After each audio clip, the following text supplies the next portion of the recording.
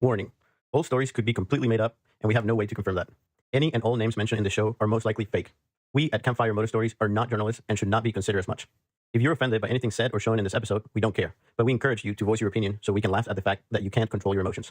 This program contains full language, and I recommend no one to watch or listen to this. The views and opinions expressed in the program are those of the speaker and do not necessarily reflect the views or positions of the sponsor, any advertisers, or the sponsor's affiliates, employees, or partners. Coming to you live from the Claremont Lounge in Atlanta, Georgia, it's Campfire Moto Stories.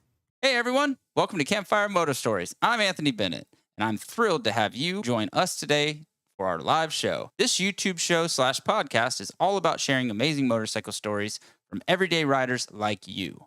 Whether it's an epic ride, a funny mishap, or an unforgettable adventure, we want to hear it all. Today, we have some fantastic guests in the studio who we'll introduce in just a moment, where we'll dive into their riding stories. Plus, we have exciting segments lined up, including pre-recorded interviews, Billy's tech tips, spotlight a stolen bike, and stories sent in by you through the website and or phone line. At 8:30 sharp, we'll open the phone lines and give our live viewers a chance to call in and share their own motorcycle stories. Lastly, you'll get to hear an awesome story from my 5-year-old son about riding. May or may not be completely made up. Hey, 5-year-old can tell a great story, so can you. Don't forget, you can earn entries into our YZ250 giveaway by participating in the show. Check out campfiremotostories.com for all the official rules. And by participating in any way, shape, or form, you indicate that you've read the official rules and agree to our terms and condition. Let's get it started. Another lap around the wall, another request, another call. All I hear, I can't lie. I feel the strain, I fall behind, sacrifice my precious time. All I ever get is never so straight.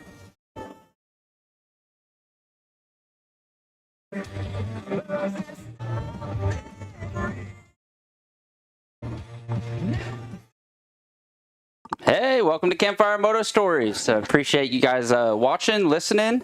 I do want to start the show off by anybody new listening to this or watching this, that the main purpose of this show that I'm trying to create is to give the average person a way to share their stories and tell just awesome motorcycle things that's happened in the past, events with friends, races, funny incidences, whatever you got. Call 844-789-2367 anytime, day or night. You can leave an 8-minute message on the voicemail system. And also other entries, you can call in live during the show, same number. We're open right now.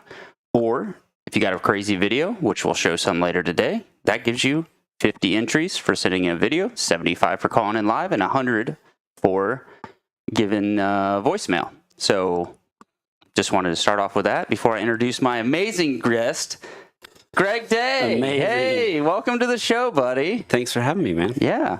So Greg is a very established, I guess you could say, supermoto guy. He's raced some really cool people and has some good stories. Came from motocross. So you did some road racing too, is that correct? No racing, just like Track days and stuff. Yeah. Okay. I saw a few pictures on track bikes and I was like, that doesn't really look like a race bike, but I can tell it's a track day. Yeah.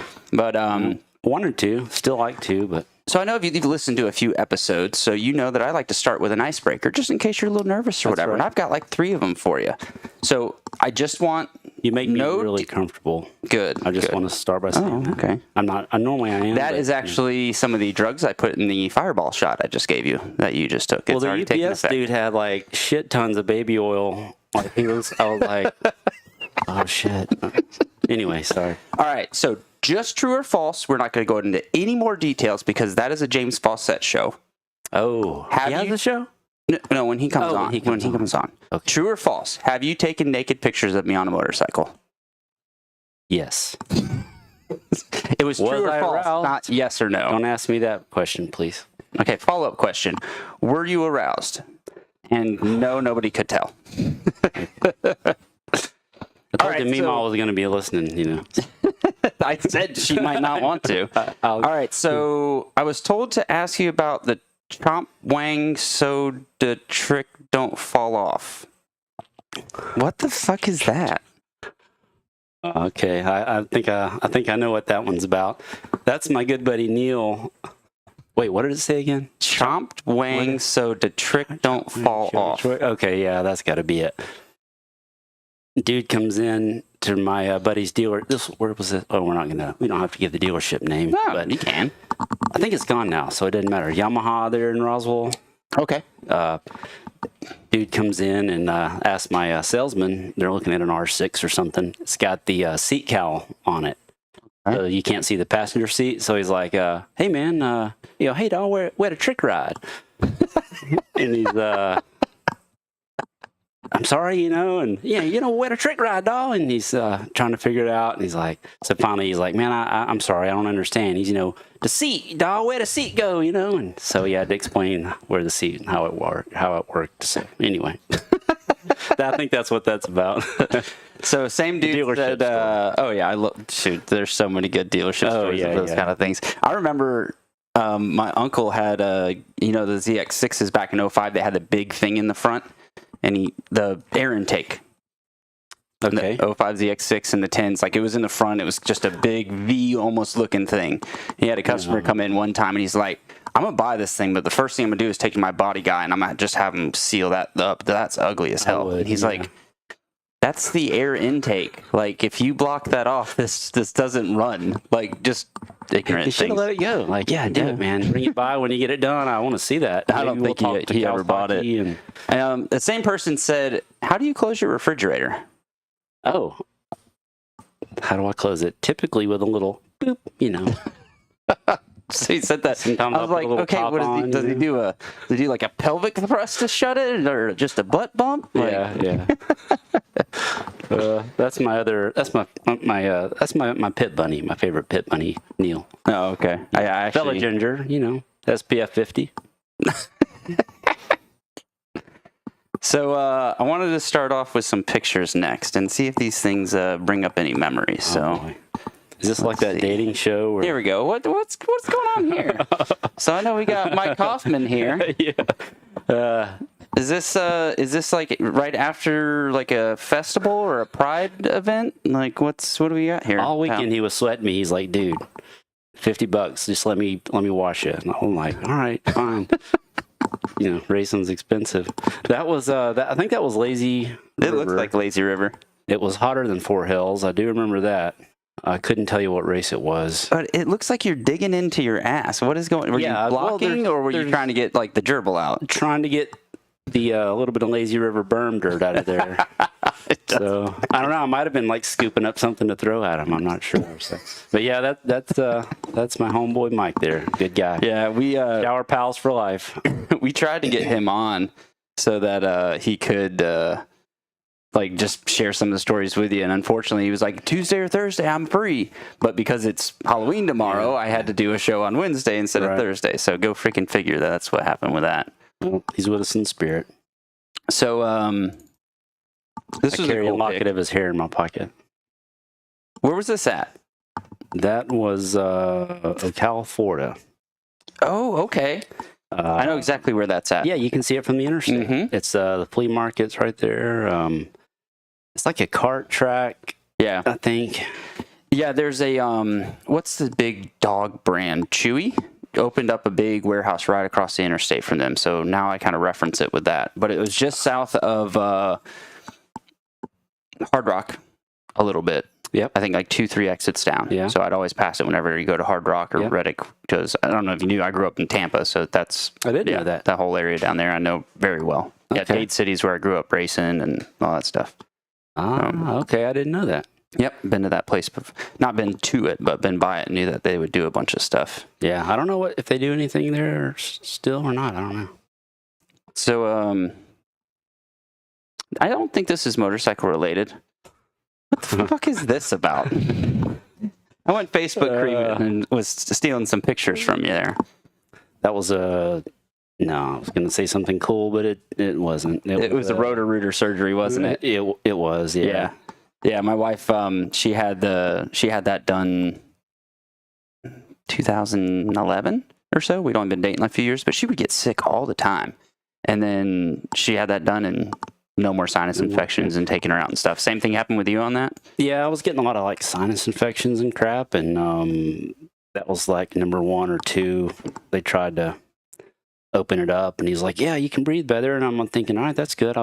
Maybe I'll be able to race better. That's cool. And he's like, but you're going to have to wear these nose filters in your nostrils when you ride. And I was like, what? Yeah.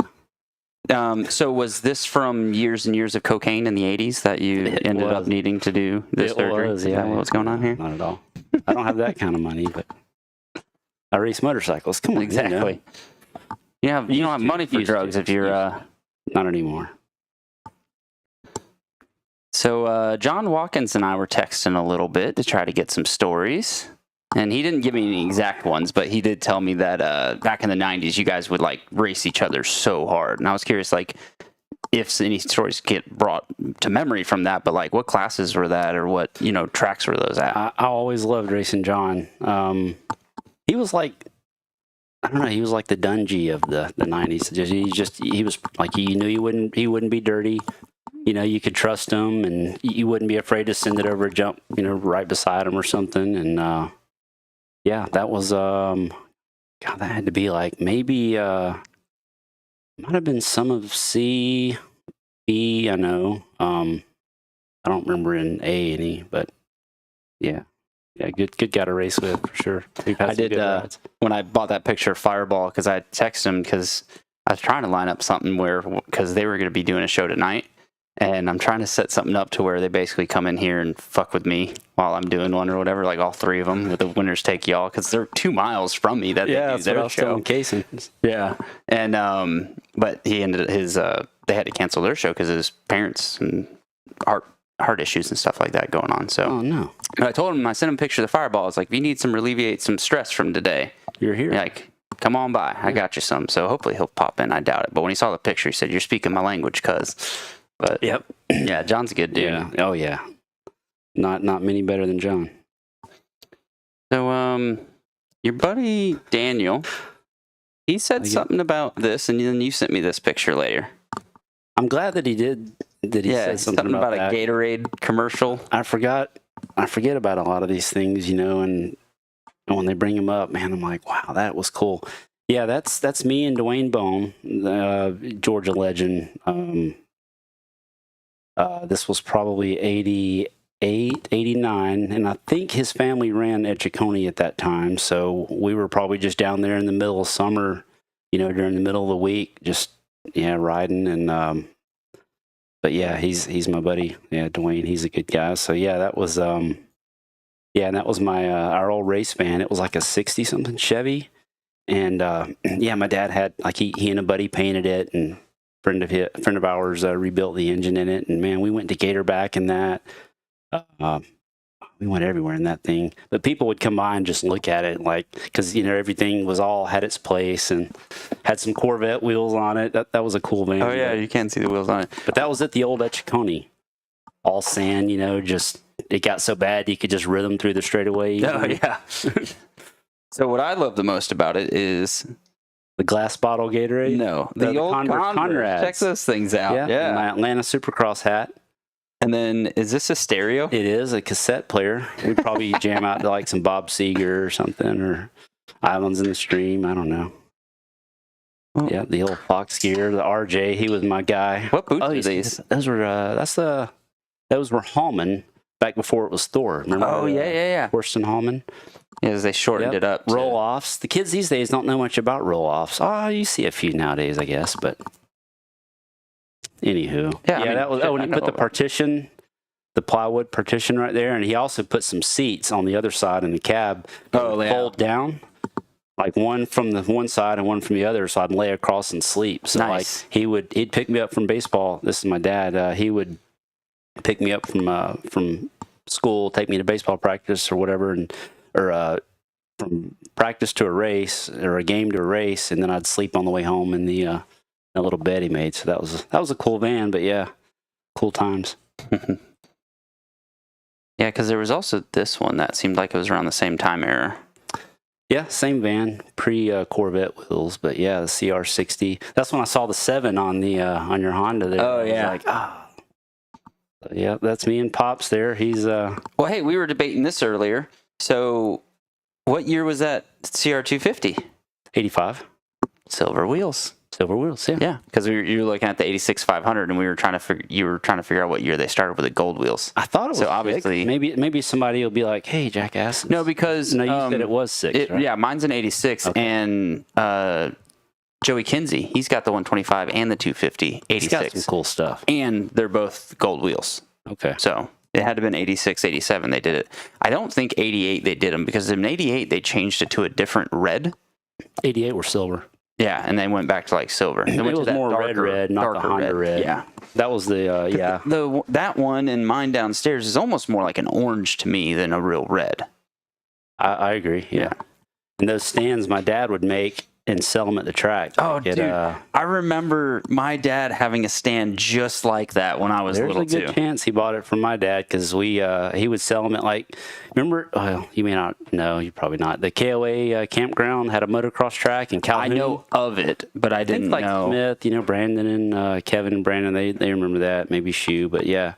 They had, they've talked about that track a good bit on Winter's Take Y'all. At the campground? Yeah, KOA campground. That's the first time I've ever heard them talking about it was listening to their show. Dude, it was so weird, but it was so cool. Like they would have all the races, and not a very big crowd, but they wouldn't do awards till at the very end of the day. So everybody had to hang around. Everybody was clapping, and I don't know. It was cool. I don't know. It was just it's not done now and hadn't been done. And honestly, the vintage races still do that. When I did the Barber Vintage Days 3 weekends ago, yeah, I was like, "Fuck this! I'm not waiting." I was like, "Terry, are you staying?" To Terry Hunter, he's like, "I'll stay." Yeah, and I was like, "Get my award for me, please." And then I just threw it over there. Yeah, it was cool at the time, I guess. I don't know, but I don't know. Yeah, I guess if you win a lot, it's fun. Like you get to trot up there, like yeah. That didn't happen a lot for me. No, it didn't at all for me either. That's that same picture. I wonder if there's any older ones that are still in here rocking. You can't see the mullets though, can you? We had some serious. My mom, she was a hairdresser at the time, so Dad's stash like on point. Yeah, the mullet. Man, I might even have been we might have been like teased up for that. It kind of looks like it. It doesn't look like a helmet hair, that's for sure. No. So yeah, I dig the awning or tent. What would you even call that? Panty dropper is what I'd call that. No, yeah. That was a cool setup, though. Mid 80s, that was like factory. Not everybody had a big motorhome and trailer and all that back then. So, one thing that you messaged me that you wanted to talk about was some of the lazy river crashes. Yeah, there's been a few there. Honestly, what is it about to say this because I don't like to talk shit on tracks because I'm glad they're here, right?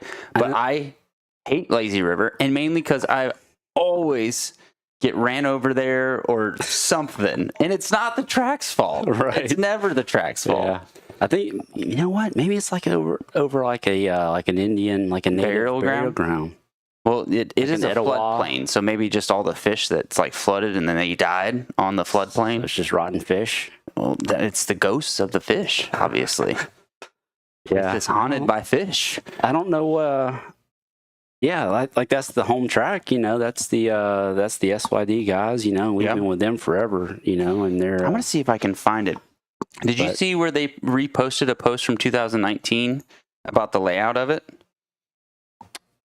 I saw the drawing. I thought that Greg came up with or something. Yeah, that was cool. Yeah, I'm gonna pull that up. Yeah, whatever. I've ruined a couple motorcycles at that track. I didn't get the permission for it, but I don't care. Oh no, my bike not gonna be part of something, am I? Yeah, you're gonna be part of a legal lawsuit here. Yeah, that's it. That's it. So this was pretty neat. They posted about this 93. He came home and had this drawing on it. So one thing that I thought was really interesting on it is the fact that look at where the turn goes. So obviously the track went a different direction at that time because look, it came out, made a right, and would go back this way. It looked like. I'm thinking that's the start. You go straight. Yeah, this is a start. So, but you start, you make the right, and now it kind of comes back into here. But the drawing shows that it goes into here or goes in like this and then comes back this way, right? And then comes back through here. But all in all, it's pretty much the same layout. But check this out. The finish line, they had it marked for over there. I don't remember that. No, but obviously the finish line is right here in this area. It was always right there at the grandstand, which now it's one lane over, but Does that say finish? I think it does. Yeah, it's got to be finished. But That's yeah, cool. still, that was pretty cool. That I saw that the other day and was like, wow, that's pretty neat. How similar it is to what it was back in '93 when they first started designing it. I guess this was probably 94, maybe 5. I think it might have been 125C. I think it was Eric Parham and I. Super fast guy. Man, we had some awesome battles. Going up, I think we were running the track counterclockwise, so the grandstand would be on our right, and we came together on the first lap. Everybody's still wadded up, coming off the start, and we tangled going up the face of the jump. And the last thing I saw was just, ground sky, and I couldn't prepare for, when I was going to hit the ground. So I landed and tumbled, and I thought I'd landed on you remember how sometimes they'd stake down a hay bale? Mm-hmm. I thought I'd landed on one of those because it just dude, it hurt so bad. Which that might have been when I broke my back, but who knows? So I'm feeling like I've been impaled. But I'm feeling for this thing, and I'm laying there, and it hurt so bad. And I landed in a washout, where there's some rain, and I look up, and there's my Meemaw in the middle of the track, and I'm even in that much pain. I'm thinking how did you scale a fence and cross a track? Wow, it's impressive, So that was one, and then the other one I can recall from Lazy River was I don't know what happened. Maybe my rotor came apart or something off the start. Yeah, it wasn't good. What bike was this on? It was a YZ250. What year? 15, 16. Oh, so newer. Okay. Yeah. Of course, I can't recall much of it, but yeah, I think Damn, it was how did the Ezra rotor Parker came off from the? It was just the bolts earlier in the not day. Practice was a little slimy, and I shot off the track and tried to avoid a flagger and one of those big giant hay, the big hay bales, the whatever, and I tagged it with which side's the rotor on the Yamaha? Right side, so that wouldn't have been it. No. Clip. Left side. The brakes on the right. Well, I rotor's on the left. tagged that. I tagged that and peeled my shroud back and tweaked my radiator. So maybe I damaged a button or something because it was a floating rotor, Mm-hmm. But we put the bike back together and checked everything out. Everything was good. So then I went to the race or went to the line, and I don't know, maybe if everything wasn't good, but so yeah, Ezra Parker was like, "Dude, are you all right?" And I'm like, "What?" And he was like, he's like, "Dude, your bike was 25 feet in the air. Just it landed out in the woods." And yeah, they had to take it out in the bucket of a loader. So yeah, we're back at the pits, and yeah, Pops, he's like, "Yeah, don't even look at your bike right now. That won't help you feel any better." So all right, I won't. That's never good when the bike has to be taken out with a freaking loader. Yeah, Isn't that I was wild how it works sometimes? Dude, I can think of times where I've had crashes where I'm just going, I'm okay. Wow. And I look at the bike and it's just destroyed. Right. And then vice versa, where I'm broken back, puking blood, and the bars are tweaked. Yeah, It's like, how the so funny fuck how did that works. happen? Yeah. And then there's times where both of them you get just absolutely destroyed. Yeah, those aren't fun. Yeah. I don't miss that at all.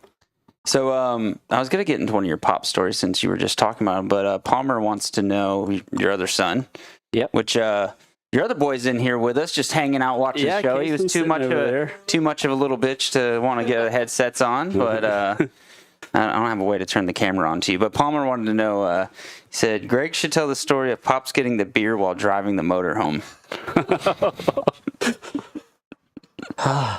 So he was driving and then got up in the and then walked to the fridge. That was the okay. Last year? That was perfect timing. That was when I watered myself up at Lazy River. Oh, okay. So unexpectedly, now Pops has to drive the motorhome home because that was probably the end of the day Saturday, and by then, Pops has probably had a few cold sodas. So oh, just a reminder. I have a disclaimer at the beginning of the show. We were talking, so you didn't listen to it, that all names and events are made up and none of this is real and this is all fake bullshit. So don't worry about legal stuff because it's all made up. okay, all right, it's all fictitious. Yeah. So go ahead. So anyway, unexpectedly, he's got to drive the motorhome back home because I'm unable to drive now. So So we're, if I remember correctly, and that was when everything was starting to reconnect a little bit. We were riding home, and my wife's driving because she had to drive up the next a little like the day after, so we had an extra vehicle there. Anyway, we're in the vehicle following the motorhome, which is my dad driving the motorhome. And at one point, I noticed and my dad, he's a retired truck driver, awesome driver, like to the T. So all of a sudden, the motorhome kind of drifts over a little bit and kind of stays there for a second. And I'm like, that's weird, and kind of drifts back over, nice and easy. And then didn't think much of it. So then at it might have been a year later, we're talking about something, hanging around the fire at another race. And then he says, yeah, that time I was driving the motorhome back from the track and I ran out of beer.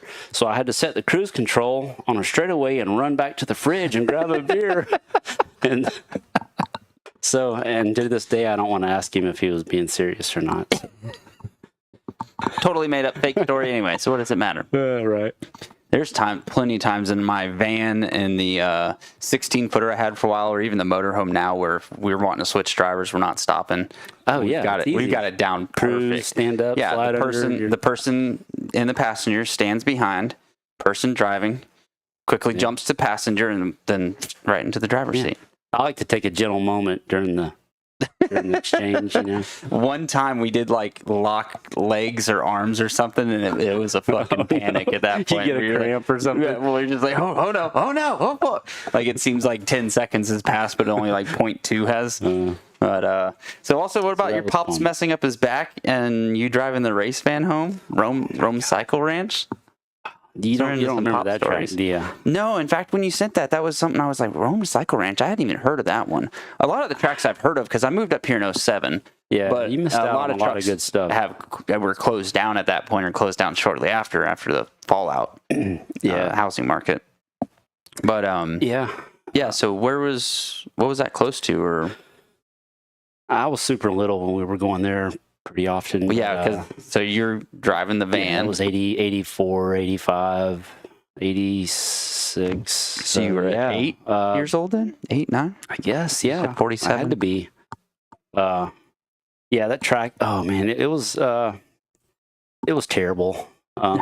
It was like cross-tie whoop-de-doos. Like by the end of the day, you'd be like wood showing, and it was so you could seriously like roller skate the whole track, just like skateboard down the hills and stuff. But so yeah, my dad, he I don't know if he crashed or if he just hurt it riding, but he pretty much had to crawl back to the van, and so I had to drive home. 3-speed on the column, 9 years old.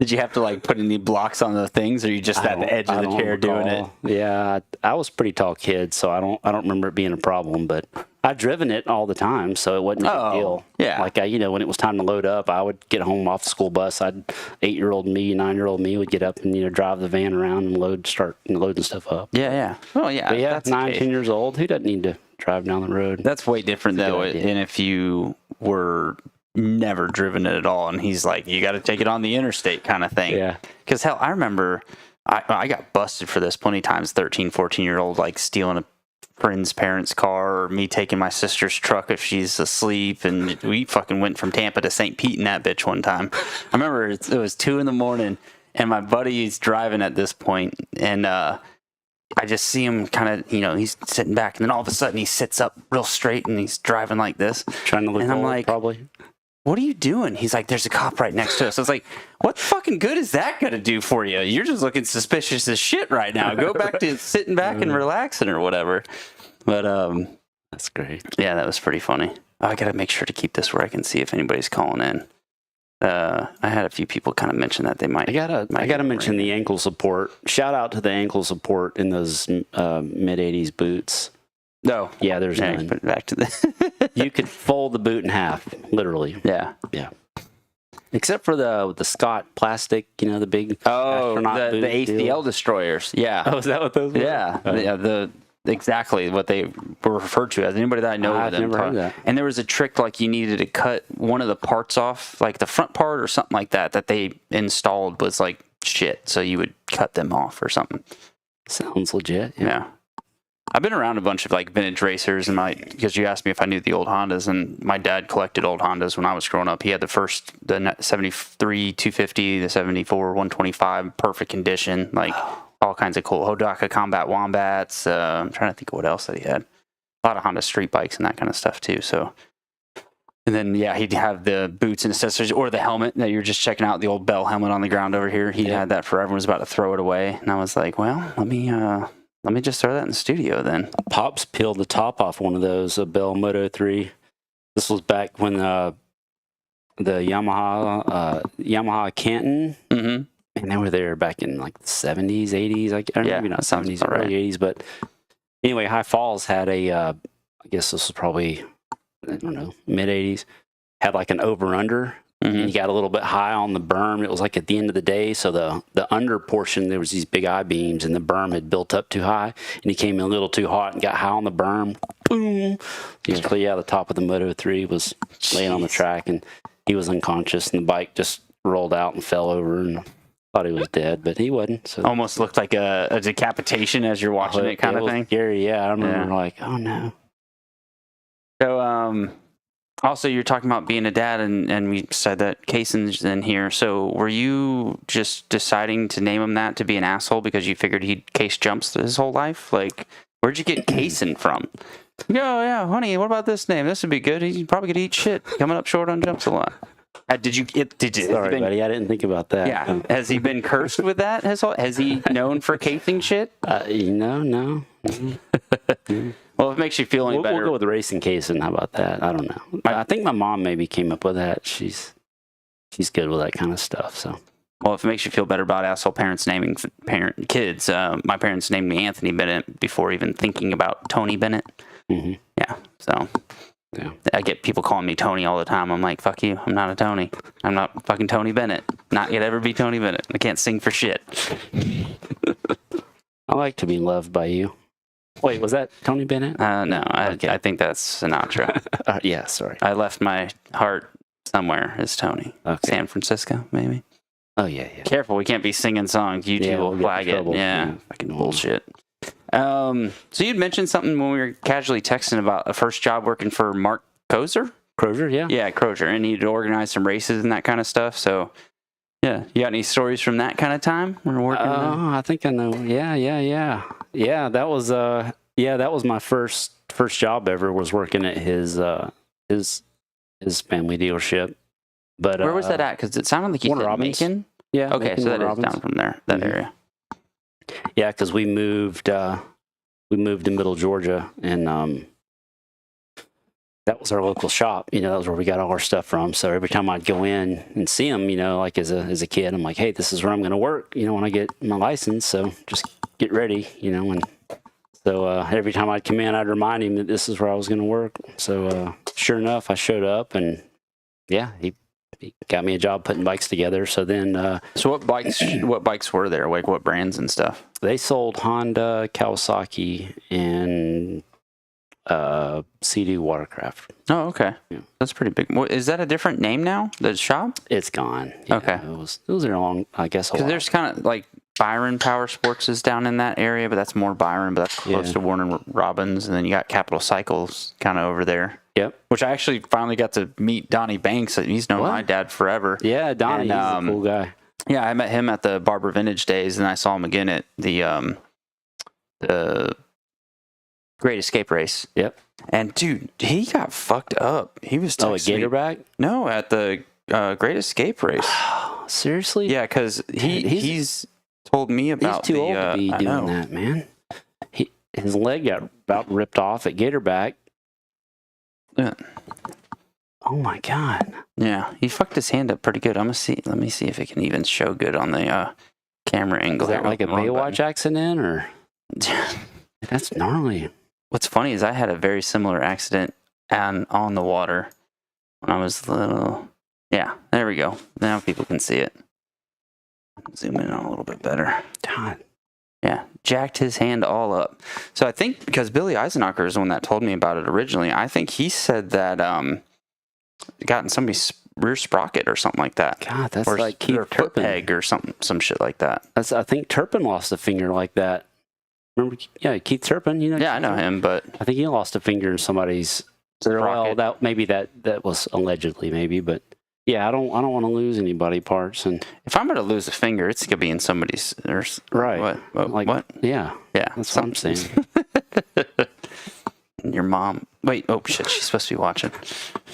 Sorry, me ma. All right. What's another good one here? This is like a good old picture. What we got going on here? That's a good one. Look at your ginger ass. Yep, that's me and old SPF 50 there. That's Pops and that's Mullet too, I think. Yeah, with his SYD. Yep, those were the SYD days. Early days of the SYD. And my little brother there, Corey. Oh, okay. Yep. That was at who Paradise. That had to be 98, maybe? You never rode Paradise in 98, did you? No. Hey, that was such a cool place. It would like Blue Groove, it was so hard packed. And I understood it was very similar to like Ichikani almost, maybe a little bit harder packed.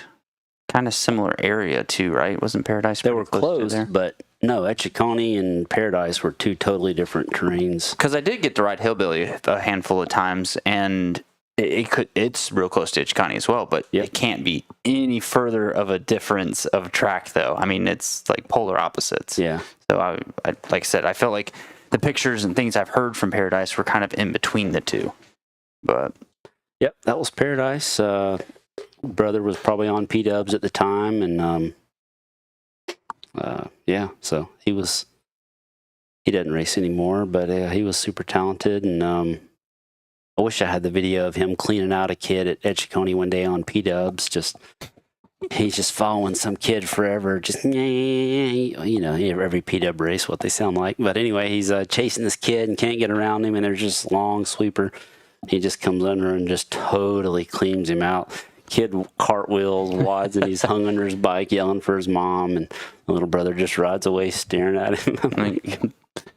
So long, sucker. It's on VHS somewhere. So nice. I got to pull that up. But if you find it and digitize it and fucking send it in, and I can overlay it into like a video clip.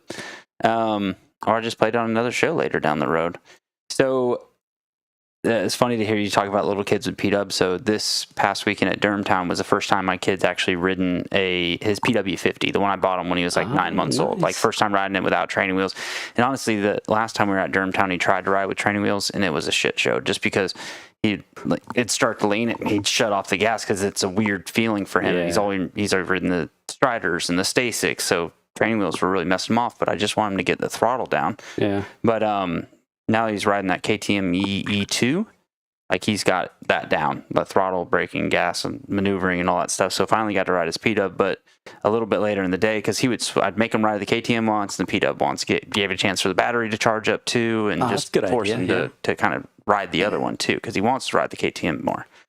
But which jump around ADD. My buddy John Popham and I, we're planning to do like a bike test between the two, because he was talking about how they did kind of one between the P-Dub and the KTM EE2, and he's like, it just blew its doors off all the way. I was like, dude, we should make a video about that.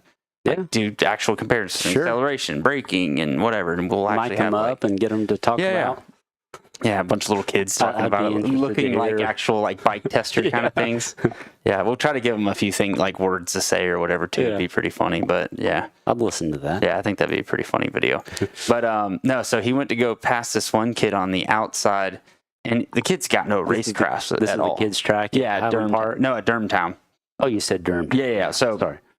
Yeah, I could just tell he's like starts to go around the kid, and the kid starts to move over, and he head shakes it pretty hard. It's like, it's just funny watching them with no racecraft of like trying to get around some, because even the other kid was behind him at one point and did get around him.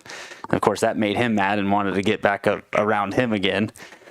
So yeah, it's just super funny to see them trying to do that, and then at one point too, I was like, go to the inside, and he just cuts through the grass. And I was like, no, it's too far inside. You don't do the headsets? Haven't got them yet. Dude, I'm a huge fan. Definitely plan to. My wife actually already sent me that, like a 20% discount thing a while back, but I'm like, that's still a lot, Yeah. Cardo, if you somehow listen to this, hook me up and we'll do some good videos and reviews for it. Excellent learning tool. Yeah. I'm a huge fan. In fact, speaking of shameless plugs and stuff, why don't I present who brought Greg Day in studio to you? Our next segment is brought to you by Hard Knocks Racing. They're a group of dedicated motorcycle enthusiasts since 1998. They're your go-to for Campfire Moto official gear and will soon launch an apparel line of their own. They excel in crafting all kinds of custom decals, like this badass sign behind me, from custom signs to full bus wraps and office customization. In fact, check out this work Anthony did at one of the well-known Japanese manufacturer's office who will remain nameless. They also crafted awards for prestigious events such as the Perry Mountain 24-hour race, Mill Creek Spring Classic, Deka Hair Scramble Series, and many more for local racetracks in the Southeast. Check out hardknocksracing.com or give Anthony D'Amico a call at 404-717-2480. Yeah, so Mike. So while we were away and we were listening to that, Greg here has raced with the D'Amicos. Yep. So you got any good stories from them? So Tony was the dad. Yep. And Anthony, Older brother. I don't remember the older brother's name, but Anthony Chris. is the younger one, I believe. I know that Cool dudes, either way. Kyle Kelly and him used to battle a good bit, Yeah. but I wasn't around back then. I got to get Ant in sometime because he's got some amazing stories. And Joe Antonelli, that was good buddies with Anthony D'Amico, who they both are part of the HKR team, which if you need awards for races or, cool little decals and that kind of stuff, they're the guys. Kyle Kelly was actually my first rival, I guess you could say. in Oh, the 60s. really? Yep. I was just texting with him the other day. Yep. And saw him a good bit at the Great Escape race. Where the fuck were you guys for that? Sparky's? We were in Canada. Oh, that's right. Yeah. You did text me that you were in Canada for that. Yeah, if we would have been here, we would not have missed it. Absolutely not. But we were doing some cool stuff in Canada, so. It was a good event. I think next year will just be even better. I hope it did. I'm sure it was a good turnout and race. Yeah, I was talking to Kevin right afterwards because I felt there was more people there on Sunday, but he said it was like 350 on Saturday and 250 on Sunday. That's not bad at all. No, not for bad. And honestly, if you think about it, a lot of my buddies that were planning to come to it, Sorks ended up racing that same weekend. So they went to Sorks, and that race attracts a lot of people from Sorks that were planning to come. And also, Sparky's ended up being that same weekend, too. And I was talking with Jared Lesher when I was at Fannin a few weeks before, and I was like, oh, you going to the Great Escape? And he's like, hell no, I'm going to Sparky's. I make like $4,000 every time I go there. I was like, oh, shit, I don't blame you on that. I should have told him he's an asshole if he doesn't donate some of it to the Great Escape race since he missed it. Oh, yeah, calling you out, Jared. I'll text him in a little bit. Fuck with him. So this pic caught me off guard a little bit. Was this an old Chisholm bike? Chiz was not chizzing in that photo.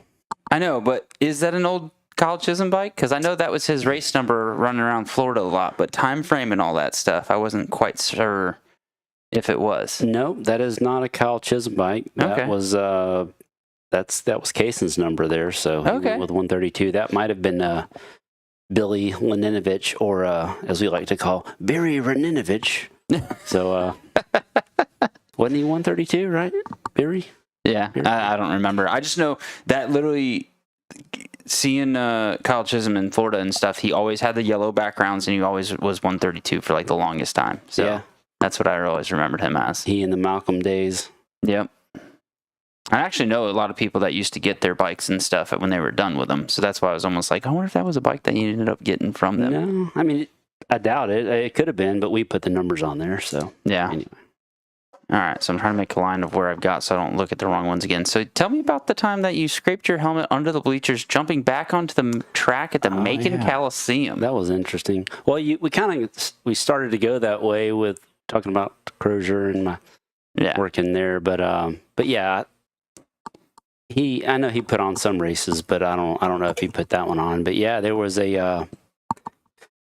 did it every year at the Coliseum, and I think seems like in Perry they had one maybe, but the Macon Coliseum was off the side of 16, like you'd pass it when you're going out to Paradise, Donnie's track. But nonetheless, there was I got a shit start, and there was a first turn pile up, and they like the announcers were all sitting at this table right on the edge of the track, and that was underneath like the part of the bleachers that kind of came out over the track a little bit. They so they're announcing, but anyway, there's this table and all these cables and all, and I'm looking, there's just pile up, nowhere to go. So I was like, well, heck, I'll just go that way. So I go behind the announcers across all the cables, and I go to jump back onto the track, and I know the bleachers are up there, so I duck, but I don't duck enough and scrape the bottom of the bleachers, but I land, where I wanted to land, and I look, and I'm like in the lead, and I'm like, oh, sweet. So I don't know, I led another lap or two, and then of course they end up red flagging it, but I was like, Yeah. Yeah, the way that you're talking with your other one about your dad getting his head clipped off, I was like, oh, I wonder if the same shit happened to you like later down the road. Oh, you know what? Maybe that was like some Final Destiny stuff that just didn't work out. You know? They missed both times. Yeah. Yeah. There's some wood if you need it. Oh, yeah. I got some wood you can knock on. All right, so you sent this in a text too, and I couldn't quite tell because you don't use periods and spaces or inners sometimes, so your grammar... Well, my phone likes to do this new AI texting, evidently, so I don't even bother fixing it. Was it the picture of the notes you sent? But maybe it was a regular text, but it just said... One of my privates, or was it... No. My phone didn't zoom in enough on those. So you said racing hair scrambles 12 degrees, and then right after in those spaces, LOQ at Devil's Red Chaos. So I couldn't tell if the 12 degrees went with the LOQ or if it went with the hair scrambles. With the hair scrambles, yeah. Okay. Well, you're the Well, are you doing off-road now? I don't know. I know you have... I've retired in a way from that. I've retired from racing off-road series. Because when you race off-road series, you have to go to all the races. Which means that it doesn't matter if it's a fucking mud fest or dry as shit. Or 12 degrees. Or 12 degrees, you have to go. And you have to go fast. Yeah. Consistently. Right? Yeah, for 2 hours. Yeah. And I like beer too much. It's easy to drink beer. Yeah, it's much easier. Yeah. So... yeah, I will go do onesie-twosies every now and then, or if the weather looks perfect, or it's just a course that I know well, or somebody's talked shit, or I lost a bet. I'll go to one of those. Going to be there that you like, oh, Mark's going to be there. I'll go. Yeah, sure. I don't know about that, but I'll go to them every now and then. Yeah. So yeah, what's this racing at 12 degrees? Yeah, I don't know if it was like maybe a series race or something, but yeah, I was a kid and we got. Did they have something down here before Sorks? All I remember is the what's the GNCCs? No, the off-road. I can't think of it at the moment, but I guess it probably was a series, but because we would do some one-off hair scrambles and enduros, but I guess, back then, you didn't have your cell phone to keep up with weather and everything. So it ended up getting down to like 12 degrees that night. And, the sleeping bags, we took the old racing van. So, I was racing, I think I was racing either 60s or 80s, but sleeping bags froze to the floor of the van, and they ended up canceling all the kids' races, but because it was so early, usually too in the early. I remember twisting the throttle, and you can let go of it, and it would just slowly. Oh, jeez. Yeah, it's like I slept in my helmet, like I had a rain jacket on, everything we could wear. So good times. Yeah, I remember my buddy Joe doing the winter series that they used to do with Sorks, and he had a few of them where he's like, dude, it was so fucking miserable the night before. Yeah. But he was committed to the series, so he had to go to do all of them. He still had to have a great time with that one, though. So then what about the Loretta Lynn's qualifier, Devil Ridge? Devil Ridge, yeah. That was... what state is that? North Carolina, I think, yeah.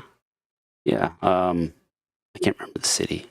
Stanford? No, I don't remember. But that was one of the qualifiers. That was my buddy and I were talking about just terrible. I don't know what it is with me and RV trips. Like, you don't want to go on an RV trip with me. Just don't.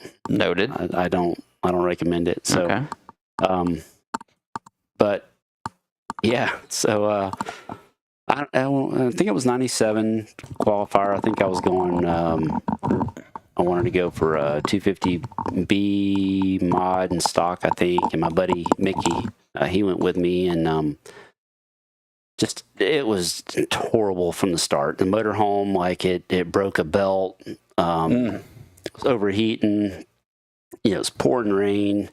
I'm driving, you know, we're trying to get to the track. You know, no power brakes, no power steering. You know, we finally get into the track, and then It's not overheating? oh yeah, it was. We limped into the track. You know, we just got to get to the track, and then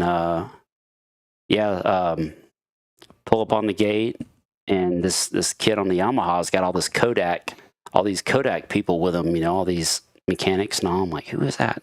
Who is this kid with all the? But anyway, that was Ernesto when he came over, I guess, to qualify one year. But yeah. Anyway, so yeah, Mickey ends up in his qualifier. He ends up going to the hospital, and it just wasn't a good weekend. On the way home, the motorhome threw a rod, and not a good time. But we did qualify for Loretta's, so.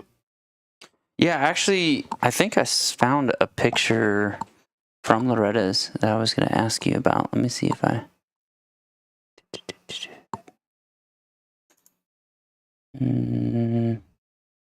Damn, I swore that I grabbed it. No, don't see it. Maybe I didn't save it. Probably downloaded that to the Spank Bake file later that I was going to use. Pretty big file, I'm sure. Yeah. All right.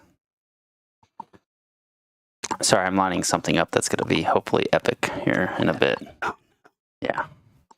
So let's go with some of the next excited ones. or nervous? Maybe. So, emptying a pee bottle while driving down the interstate. Oh, that's a great story. I've done it too, but I'm just curious at what's your story with that one? This was when we were racing supermoto in Florida in the summer, so it's not like it's hot or anything. So Yeah. we just, I pound water for the starting a week before the race. I'm just killing water. So the whole drive down to Ocala, which is where this race was, about a 6-hour drive. I'll go through a case of water. So my younger brother-in-law, who at the time, how old was Matt at the time? 13, 12, somewhere. He was still a lad. And I had this giant pee bottle that I would just like going down the road, cruise control and the race van, stand up, pee in it, good to go. Keep on trucking. Which I would say has got to be very impressive for you to do with how tiny it is, right? Like it's a hard thing to do when it's small. I've got a special cup. Oh, okay. I would say I know from experience. Yeah. So fellow ginger, I know. So I fill up all my pee bottles, and Matt's like, why don't we just dump it out the window or dump it out? The van had this is Super Duty Ford van, had the slide door. Oh, yeah. And he's like, why don't we just dump it out the door? I was like, well, it doesn't work that way, Matt. We're going down the interstate, aerodynamics. And he's like, well, I don't understand. Just dump it out the window. And we had my buddy Damon, who my teammate at the time, he's like, just let him, and he's like, and I was like, it's not going to work, Matt. And then I see Damon, I was like, oh, okay, yeah, sure. So going down the 75, hand him a full pee bottle. So he slides the door open. Is it like a glass jug too, or plastic? It's a big, like a water bottle. Okay.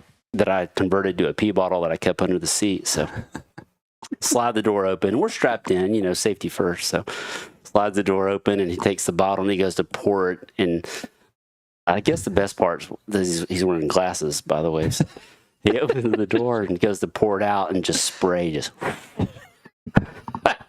so it's dripping off his glasses, and he turns around with an empty pee bottle, and we're just like, now granted, it was like mostly water, because, dude, I'm telling you, it was, you're drinking, as soon as it was going in. so much. Oh, that's funny. So, yeah, I like to remind him of that any chance I get. So listen to the first episode, and there's a really funny story about me peeing all over Joe with the same concept.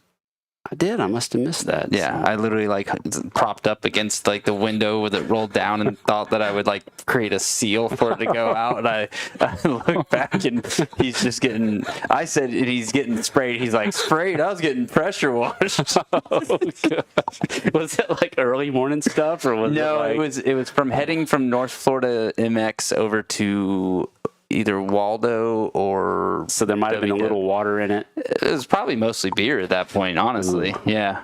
It smelled bad. Yeah. Yeah.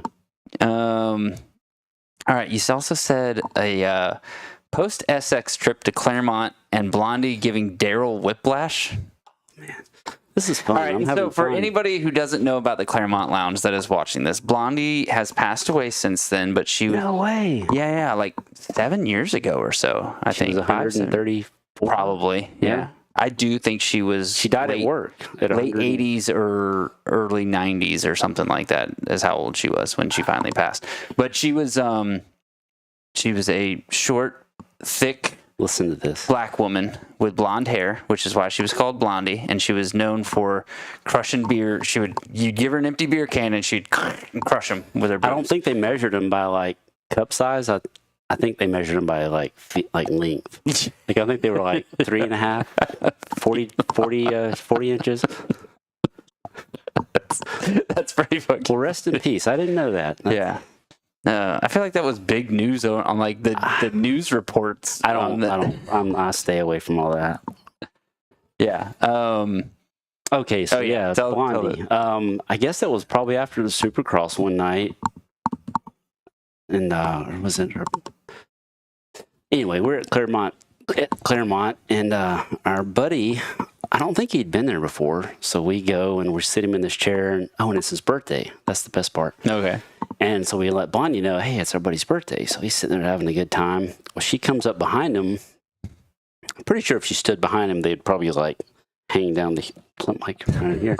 But anyway, she comes up behind him, and dude, she grabs one and winds it up and smacks him in the head, dude. Just boom. Throws his head over, and he grabs his neck like, oh. And ends up like hurting his neck, and it's so great. It's so great. I mean, it's not really a motorcycle related story other than the fact that after Supercross, but still an amazing story. Good times were had at Claremont after Supercross. It's kind of funny. This is the third show that Claremont's been brought up, and I'm only on 9 shows. Oh, man. That's great. Is it still around? Or? As far as I know, yeah. I mean, I've been twice. Once was, I think, just because we heard about it, we were like, we got to go. And the next time was which we went on a Saturday. And we were like, yeah, that's when you go. No, it was so freaking hot and packed with people. Yeah, it was awful. That's when you go. No, you go on a Tuesday when nobody's going. So we did our bachelorette party there. So we caught an STD probably. Just in the bathroom? Yeah. That's what I told my wife. Splash. We got it from. It was fucking Claremont Lounge. Yeah. We lived right up on top. You said you and your wife used to live real close to there. Dude, we'd hang out at the house and, walk down the street and go to Claremont and let all the toxins out, just dance it off. That's a cool place, man. Like, not many places you could be cutting the rug with a 70-year-old black dude and a 19-year-old whatever, but... All right, so I'm going to play a little story for you to listen to that somebody called in. You'll know. Well, I'll go ahead and say it. Your buddy Daniel. So favorite Mexican. Is he Mexican? I couldn't tell listening to him. I did listen to this one earlier. Daniel's my guy. So are you needing a pee break, old man? I do, yeah. The bladder and the old prostate, All right, well, we'll let people listen to this because you already know the story then. And then we'll do a little pee break and we'll come back in and you'll get to hear the rest of it. Let me close all these things down so that it doesn't look like... close that one down too. All right. So we'll play this story. You guys enjoy. This is a great story about the man that Greg is. What? My name's Daniel Turan. I'm from Dahlonega, Georgia. Been a local up here my whole life. I got a story about Greg, his crew, or him and his family. They may know me as a Mexican or something like that. But no, this little story kind of will show how what type of person Greg is. I haven't known Greg long at all. Actually, I'd say this September would be about a year. So how I met Greg was pretty cool little story, I think. So I'm a big XR guy, XR 650 guy. I've always loved them ever since I was a teenager. One of my friend's dad had to throw me on one and kick it, and I failed bad. But after that, I knew that I had to be on a 650. So long story short, I ended up with one. And you go on these Facebook group pages, and I got to learning about this bike and all this. And my plan was to race the XR 650 at a local race up here in Blairsville called a Sparky's Cycle Ranch, I believe. And my plan was to race my 650R in it, and then I also have a few other XRs, and I have a XR 250R that I was going to race down there too. But a little bit before the race, I was working on doing a top end build on the 650R. Basically head, timing chain. I ended up having to get a new cylinder, cam chain tensioners, the whole nine. I mean, I did a whole top end kit on it. Well, as I'm doing this build, it's all I'm planning on it being done before the Sparky's race, and it's kind of looking like it's all working out. It's all going to work out. Well, a few weeks right before it, I find out that one of the parts or something I was going to need wasn't going to be available to me before the race. And I believe I'm like searching for this part on this group or something. Well, I think that's when Greg comes along, and he may tell it a little bit different, but he offered for me to come by and pick up his beautiful XR 650R. Greg, after meeting him and really knowing him, Greg keeps his bikes just, showroom condition. And this man offered me to ride this bike. We've never met a day in our lives. Just kind of back and forth, maybe chit-chatting about these XR 650Rs back and forth a little bit. Well, Greg is like, man, come by and pick this up and come ride it. Race it at this little race. The Sparky's race, it's not a motocross race. It's kind of like a grass track, kind of very easy motocross track if you're kind of trying to compare it to any other motocross track. They still do the old style rubber band starts. And yeah, he's like, man, come by and pick this bike up and race it. And man, I was just like, I don't know how I feel about racing another man's bike. And I was like, I really appreciate that, but I don't know if I can do that. Well, he's like, man, I understand how you feel, but you're more than welcome to ride it. And I was like, sure, yeah, man, I love these bikes, and any chance I get to ride an XR 650R, I'm going to jump on it. And it didn't take me long to think about it, and I jumped on it, and something was going on with, I couldn't meet him personally when I picked up the bike. But he just trusted me and was like, come by, pick it up. I'll leave it outside. And I went and picked it up one night and brought it home and kept it at my house for a few days before the race, and took it to the race up there and met Greg personally face to face at this race, like that Saturday, I believe. And I kind of went over there and hung out with him at his pit for a little bit. And man, the rest is history. After that, man, I knew I considered Greg a close friend of mine after that, and Greg's very good people. I ended up racing his 650 and my 250R at this Sparky's race and had a blast. And shortly after that, he invited me to a few dual sport rides, and I took my 650R there, and he took his, and he also has a 650L that he took. That's, oh man, it's a dream to ride it too. But I mean, that little story right there kind of shows a little bit of what type of person Greg is. He's good people. I consider him a really good friend. But first time caller, first time really ever calling into a podcast. I'm a big podcast guy, so I listen to them all the time. So yeah, maybe it makes the show. Appreciate it, guys. Dude. There we go. So, you made a comment about him being your little Mexican buddy. My favorite Mexican. Your favorite Mexican? Yeah. What do your kids think about that? I think he's legal. They're a little cautious. No. Aren't your kids like half Mexican? Oh, yeah, probably, but no.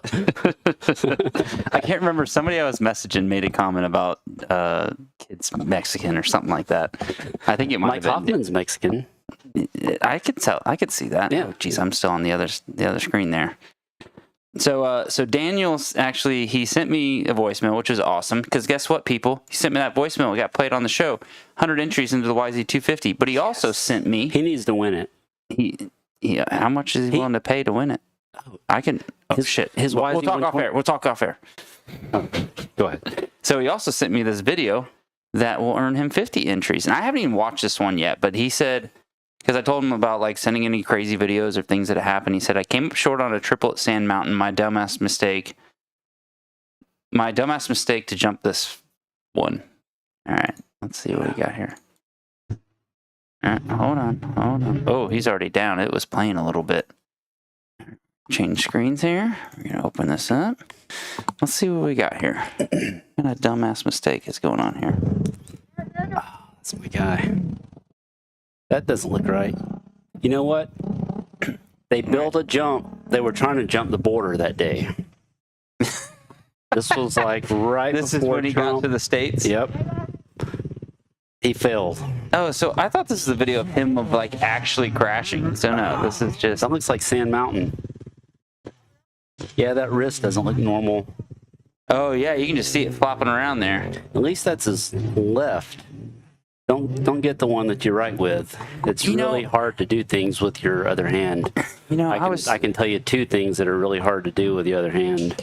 I was talking with somebody else in my work chat today, and he was making a comment about the stranger and was going to jokingly send that to somebody. And so I responded to him and I said, well, what? Oh, what's up? This couch is not for casting, sir. It says it right there next to you. There. Okay? We already talked about that. The first thing that his son, Kason, says when he walks in, he goes, I feel like I'm in a porn shoot. And I said, nope. And sign is there for a reason. Okay? All right. All right. Shut down. Yeah, he was talking about the stranger, and I said, well, if you break your shit as much as I do, and you broke your right arm as many times as I have, it just becomes ambidextrous. Yes, your new normal. Not even a stranger anymore. Yeah. It's kind of funny. That got brought up. All right, so Daniel did also send in some questions. He said, so ask Greg. Sorry, Daniel. It's a bad day. What's your all-time favorite bike?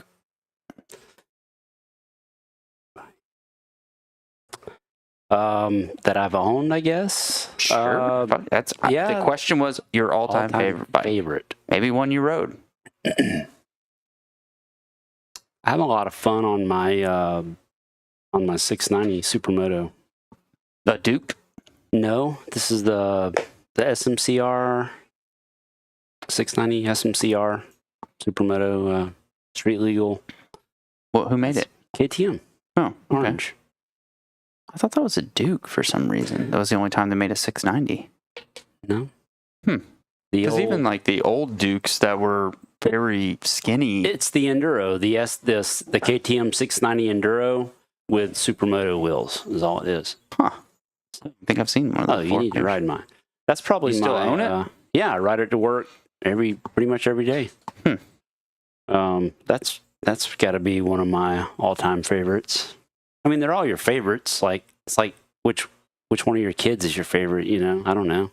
Like my 60, my CR60 could have been my favorite. You know, that's your first, and don't know. It's hard to pick a favorite. So I mean, so which one is your favorite? I mean, they're not going to listen or It's hard, or you hear know? right now. They're not going to listen to you. Yeah, they're not listening or hear right now. I'll go with the 690. KTM 690. No, I meant the kids. What the kids? Oh, my favorite kid. Yeah. Oh. Well, I got to go with Kaysen because he's here. Yeah. No. No, I've got good kids. Hey, I pick They're all a my favorite kid all the time. Well, it's easier for you, though. No, me. What do you My mean? wife has 2 kids, my Oh, child you and and- me. yeah. I'm my favorite. Oh, I'm you're my favorite kid. Okay. All right, so a story from the drives out west for supermoto, but also a little bit later, I'm gonna hit on because you messaged me about Vegas trips. I don't know if are they the same or are they different?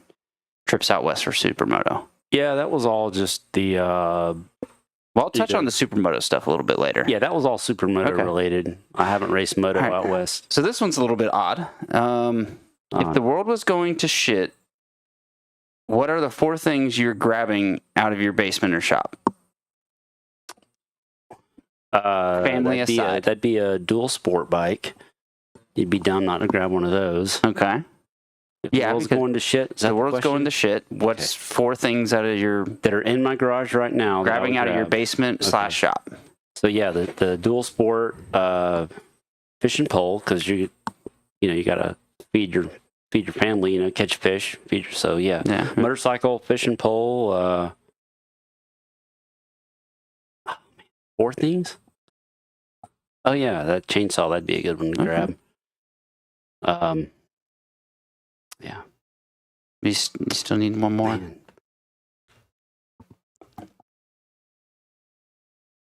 Nothing? Nothing. Lube? Did I say KY? lube? Maybe. You spit on it. Oh, you know what? The tackle box. You got to grab the tackle box for the fishing pole. So Okay. I feel like that would be the same as the would fishing it? pole thing. Okay.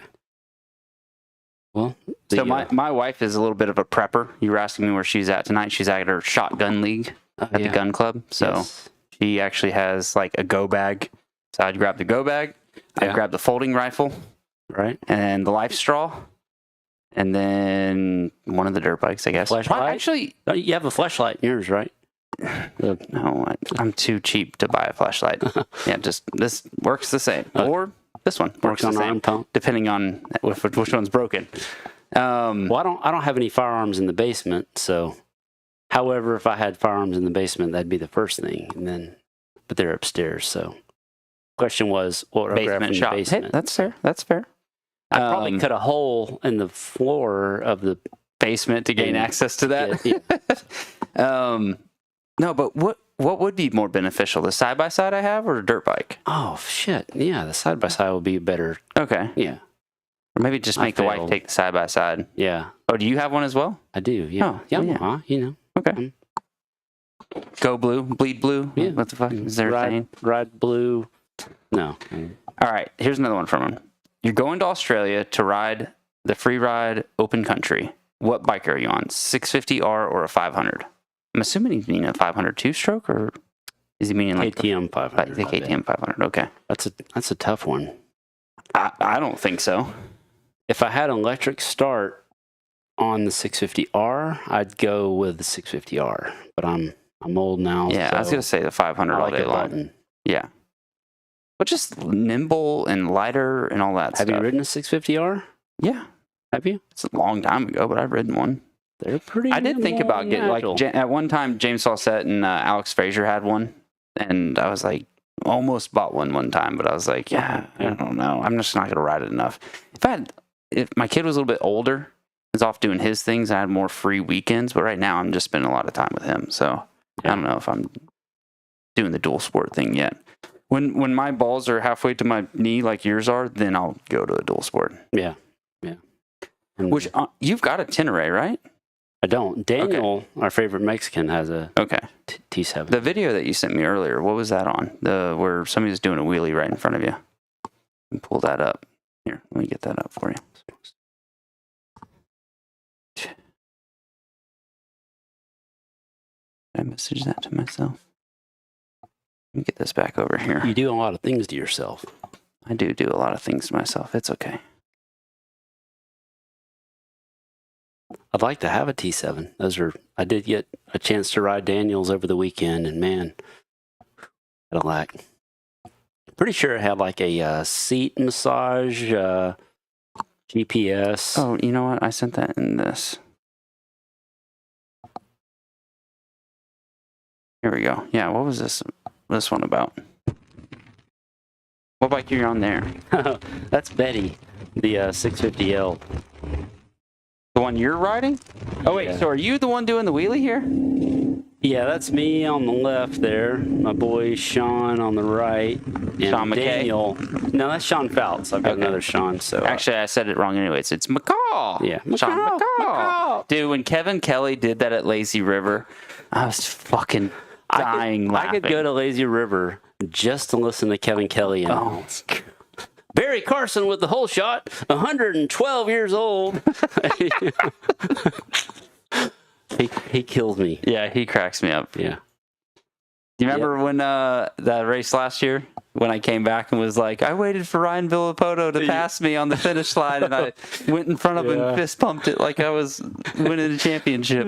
So I told you, they're like, yeah, fucking Kevin was talking about that on the thing, but he thought it was Bradshaw, but it was Villapoto that I did that too. Yeah, I literally checked up on the last lap to go across the finish line right in front of RV and just. Should we talk about what else happened to Later. Bradshaw? I'm setting something up. Okay. So yeah, that was last weekend. Case and Daniel and Sean and I went to Tiger to do the fall foliage dual sport ride. Oh, okay. So good ride, good stuff. That was a closed course, by the way. Yeah. They had you wouldn't do police. anything illegal. Yeah. No, they totally approved.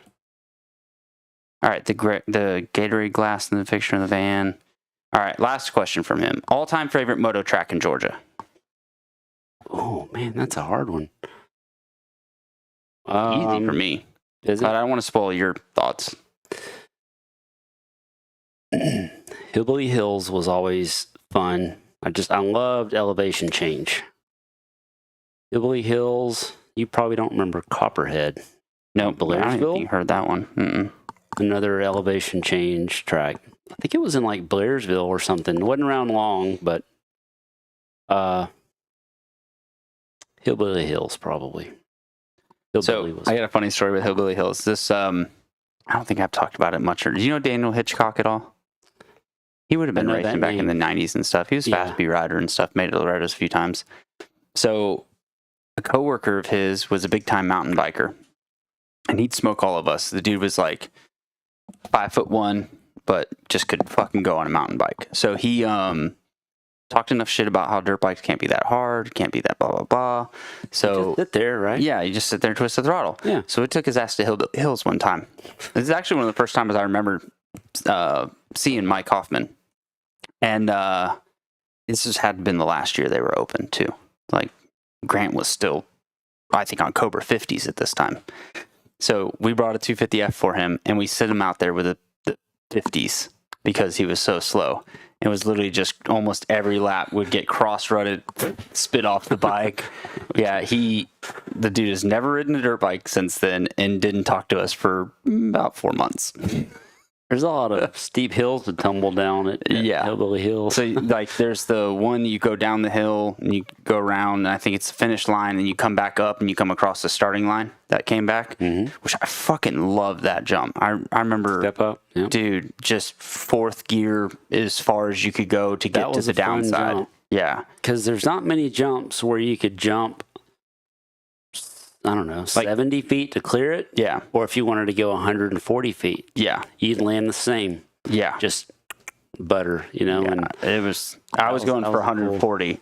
I remember you one could- time shorten, like, because there was a sweet spot after the finish line or the start straight, and it dropped off. There was kind of a little bit of a sweet spot. I hit the worst spot of that, so I went like Oh. 130 instead of the Yeah, 140. don't Yeah, do it that. wasn't fun. Let's see. that was that was a fun track. A lot of good memories from Hillbilly. So I'm past a lot of the Daniel questions in motocross. So how about the Canton Yamaha days? So Canton? I didn't realize that. Did you work there? then? I did not work at Canton Yamaha. I worked at the Honda shop on like right on top of the hill. Oh, okay. Yeah. So, what was the name of it back then? It was Motorsports. Okay, that's what I thought, which was very similar to like Motorsport Outlet. That's why I was like, no, that must not have been the name. That was right before they got bought out by whoever. Cycle Nation. And they ended up on. So Cycle Nation bought them out because I started working at that place in 2009 after they bought the Yamaha Canton shop. So I got to work with Sean Dillon. I got to work with Mitch Head and Jacob and a lot of those Sean guys. Yeah, I worked with them for about a year and a half. Know that. Who was that? Benny? Old grumpy dude named Benny was from there. It was pretty funny. The guy would just walk in and just bitch about life all the time and just be like, God damn, I wish the place would burn down. Might burn down the place myself. So, all right. Let's start talking about the wrestling line and kind of fucked up. Squirrels were married. And no, like he just hated life. He was just a bitch, right? All right, so this is really fucking funny. So for Halloween one year, I dress up as Benny. And I walk around saying the same shit and hating like, God damn, wish the building would burn down. So I said that in front of the general manager at the time, Melissa, and that somehow she like pulled me aside and she's like, why are you saying these things? I was like, I'm just saying the same shit that he does, like as a joke. He ended up getting fired because of that. I felt so bad. But then something happened like 4 or 5 months later and they needed somebody, so they brought him back at almost like a third more than what he was making. So I was like, oh, okay, I don't feel so bad. That ended up happening. But yeah, I ended up getting somebody fired literally just because of making fun of them. To make his life better. To make it better in the long run. Well, good for you. But yeah, that was so good. No, I felt pretty bad about that one. There's not many jokes that I feel bad about. That was kind of one of them. Oh. All right, so I guess I'm trying to put together the timeline of that then. So you worked at the Honda dealer, but you had stories of the Canton dealer, Yamaha? That was, I was always there hanging out with those dudes.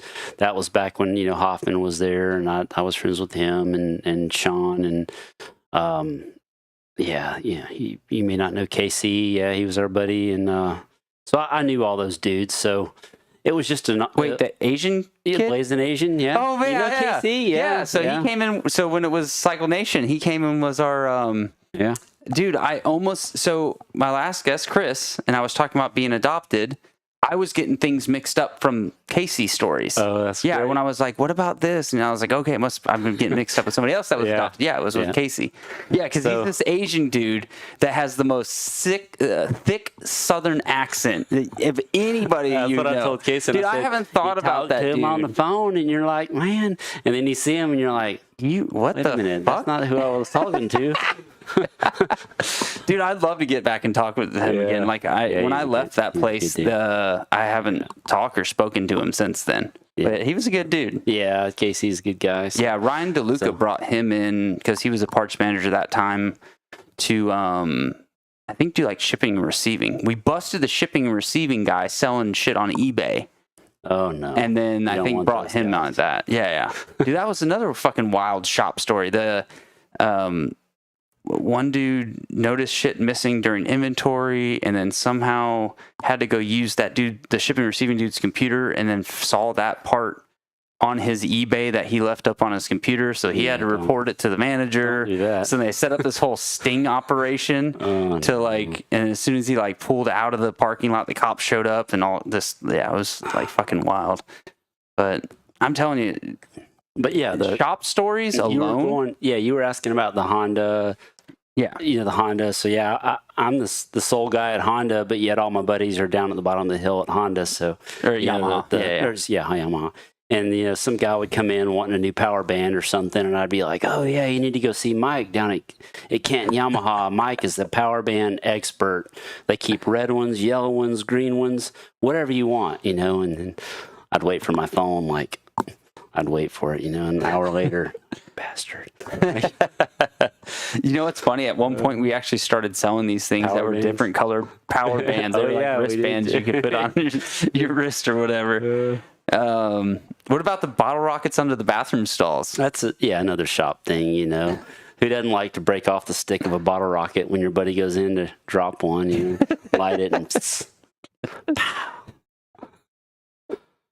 Good shot, All fun. right, what's another one we got going on here? Crashing an ATV I think that was Mitch that did that. Oh yeah, Mitch. Got to help your buddies out, All crashing customers' property. We might have the thing going on that I was setting up.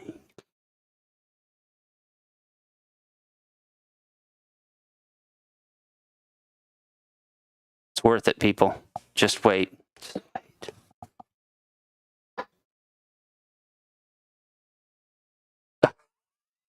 Oh, God. This is great.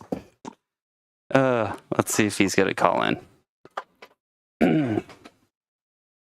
I would call out, but I spent 45 minutes with IT trying to fix my calling somebody issue, and it did not work. What have you got going on here? Is that like some All right, so this is sapling? the first month of living. We'll talk about that story in a little bit. Okay. Hey, you're on with Campfire Moto Stories. Who do we have? Oh, hey, what's going on, guys? It's Jim Fawcett.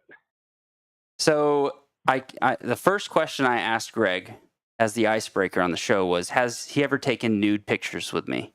Of me. Of you. Of me. And he had to say, I just said true or false. We're not going into any more details right now.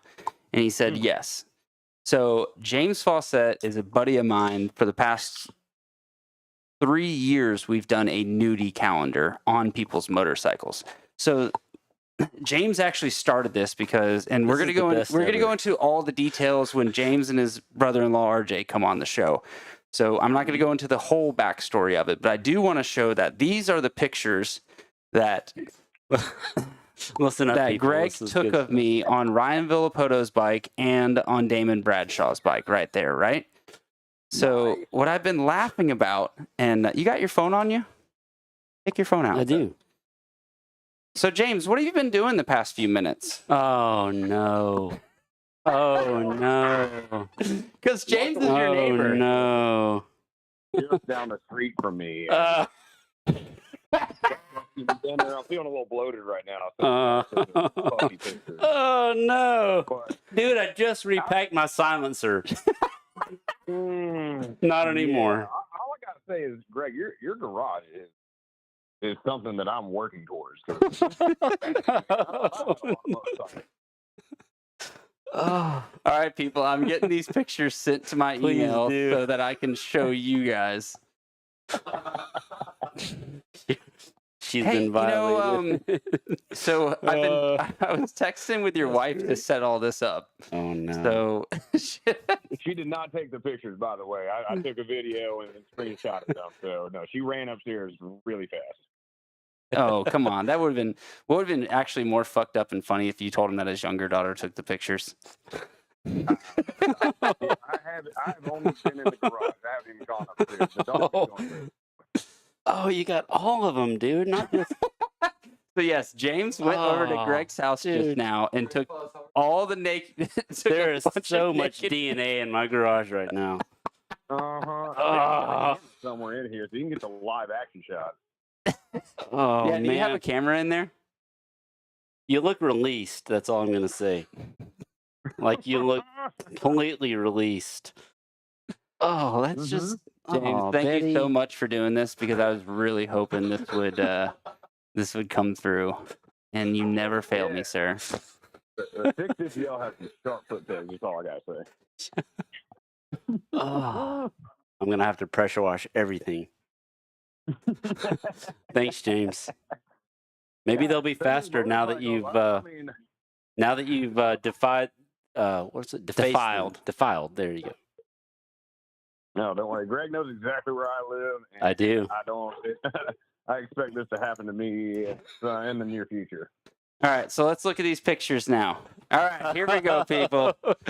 There's one right there. God damn. I'm glad he left his socks on. Sexy son. Could he Dude, not I have done leave my like some knee shoes on. highs or something? I leave shoes on because those fucking pegs hurt. Oh, Rhonda. He's got Betty, and now he's got Rhonda. Oh, the Superman pose.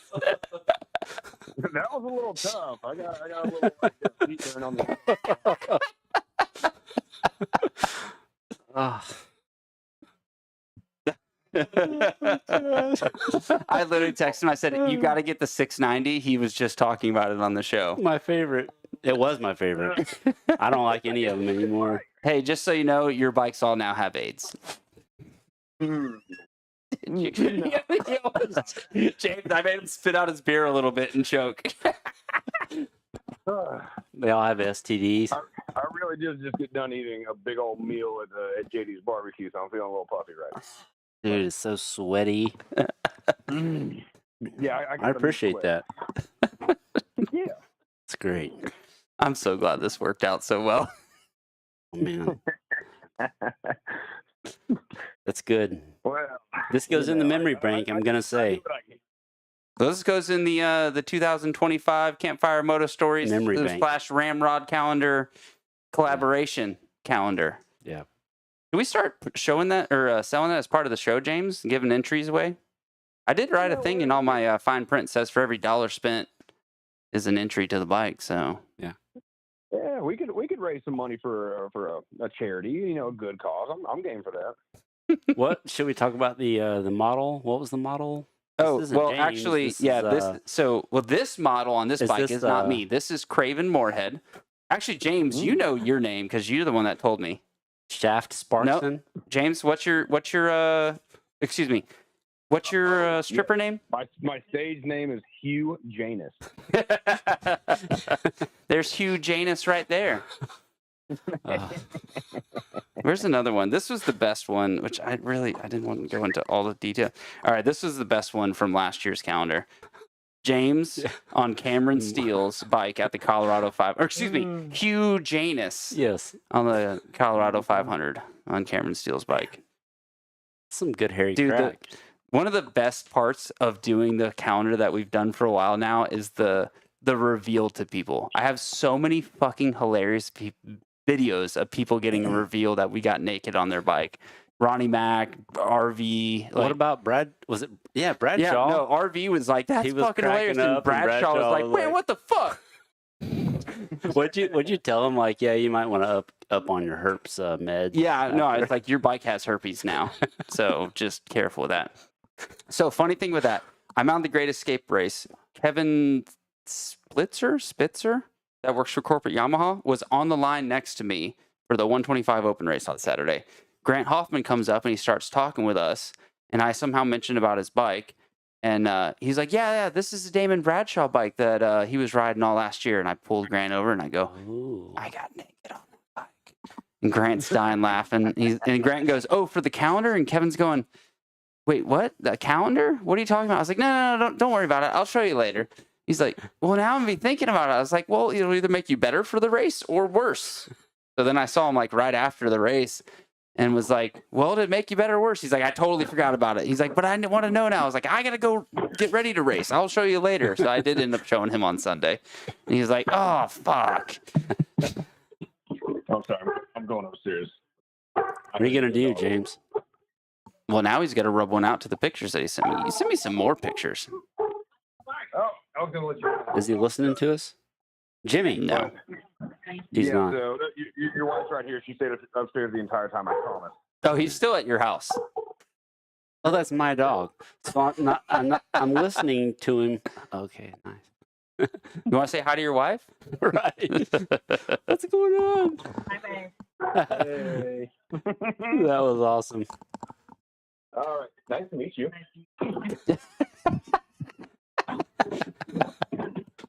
Should I be concerned at all? Or? Yes. Yes, you should. Yeah. There we go. All right. So I'm going to go home. Wait, now. what's all the grunting? Yeah. I just hear a lot of grunting and groaning and my wife in the background. And No, Big all Jim. the freaky steps. You need to lube up those steps going upstairs, man. I left him that way so Hey, I could hear how people. dirty were the bikes that you had to get on? No, I got Before or on- after? both of the pigs and the 690, and they were all No, but wasn't there a clean. few dirt bikes that were still dirty? Because I know Greg takes pride in how clean he keeps his bikes. Apparently, he couldn't wash them because the driveway got repaved or something. So was there a bunch of dirty bikes in there? Just No. dog them out. No. No? Yeah. No, The they're mufflers clean. are all Yeah. dirty now. I didn't want to get on his son's bike. Like that's just, I think it's like something. Oh, come on. I got on when Will Walker's new kid got that bike. I got on it. He's like 4. Yeah. Fuck that. There's no age Well, I got restrictions. to Let the draw boy line. watch. Well, Jim, you're a saint. Thank you for getting this done. That was Thank you. amazing. Thank you, Jim. Can't wait to have you on so we can talk about all the past photos and pranks and all that stuff. So get RJ's It's blossomed schedule into cleared. something beautiful, and so yeah, I look forward to it, guys. All right, bud. I'll catch you later. Hope you get herpes. All right. Yeah, See ya. thank you. Yeah, well, I'll come trick or treating tomorrow and get the rest of them. I'll have a treat for you. Yeah, right on. All right, later, fellas. See you, bud. I'm so glad that worked out like I hoped. Yeah, hey, Fucking Greg, Jim. I He's got, I got naked on your bikes, man. Yeah. That's awesome. All right. So what was it? Oh, you asked about this right before that. Yeah. All right. So Bremen 07, like 2 months after moving up here, I let this one friend of mine who was an MMI certified mechanic, like wanted to go through my bike. So not only did the dumbass not put oil in the inner cartridge of my forks after he took them apart, serviced them. Save weight. I don't know Yeah. that. Like I'm doing it's like, I'm like, what the fuck? So on the second lap, it just dies on me. He didn't push the fucking spark plug cap all the way down. So as soon as I'm on the upside of a double, I go to put my hand up so somebody coming behind me would see that I'm here. And as soon as I did that, bike landed on me, hit the handlebars, snapped my wrist. This dude the dude that landed on me dislocated his jaw. Another dude landed on him and lost like 7 teeth. And then so I leave my bike. I'm like, my arm's broke. And I go up to the medics. And I'm sitting there waiting for the medics to come look at me. I'm like sitting on the back of the thing. Apparently they're riding all over the place looking for me. They're like, yeah, this one guy was delusional and fucking walked off the track. So I'm just sitting there and they're like, what are you doing? I was like, I got landed on and broke my arm. They're like, we've been fucking looking for you everywhere. I'm like, no, I'm at the ambulance. So they start feeling my arm and they're like, nah, I don't think it's broke, but you should probably go to the hospital. I'm like, my shit's broke.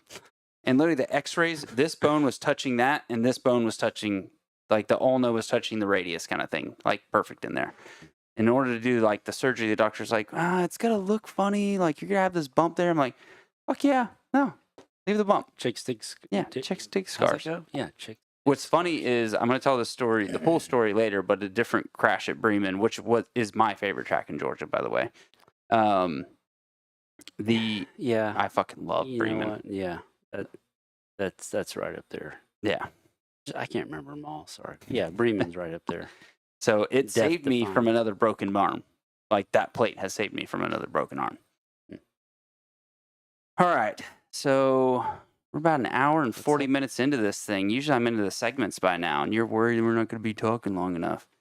All right. So riding in the back of the U-Haul after you blew a tranny, which is kind of weird that you would blow a tranny and then get in the back of a U-Haul. Man, you know that. Like what?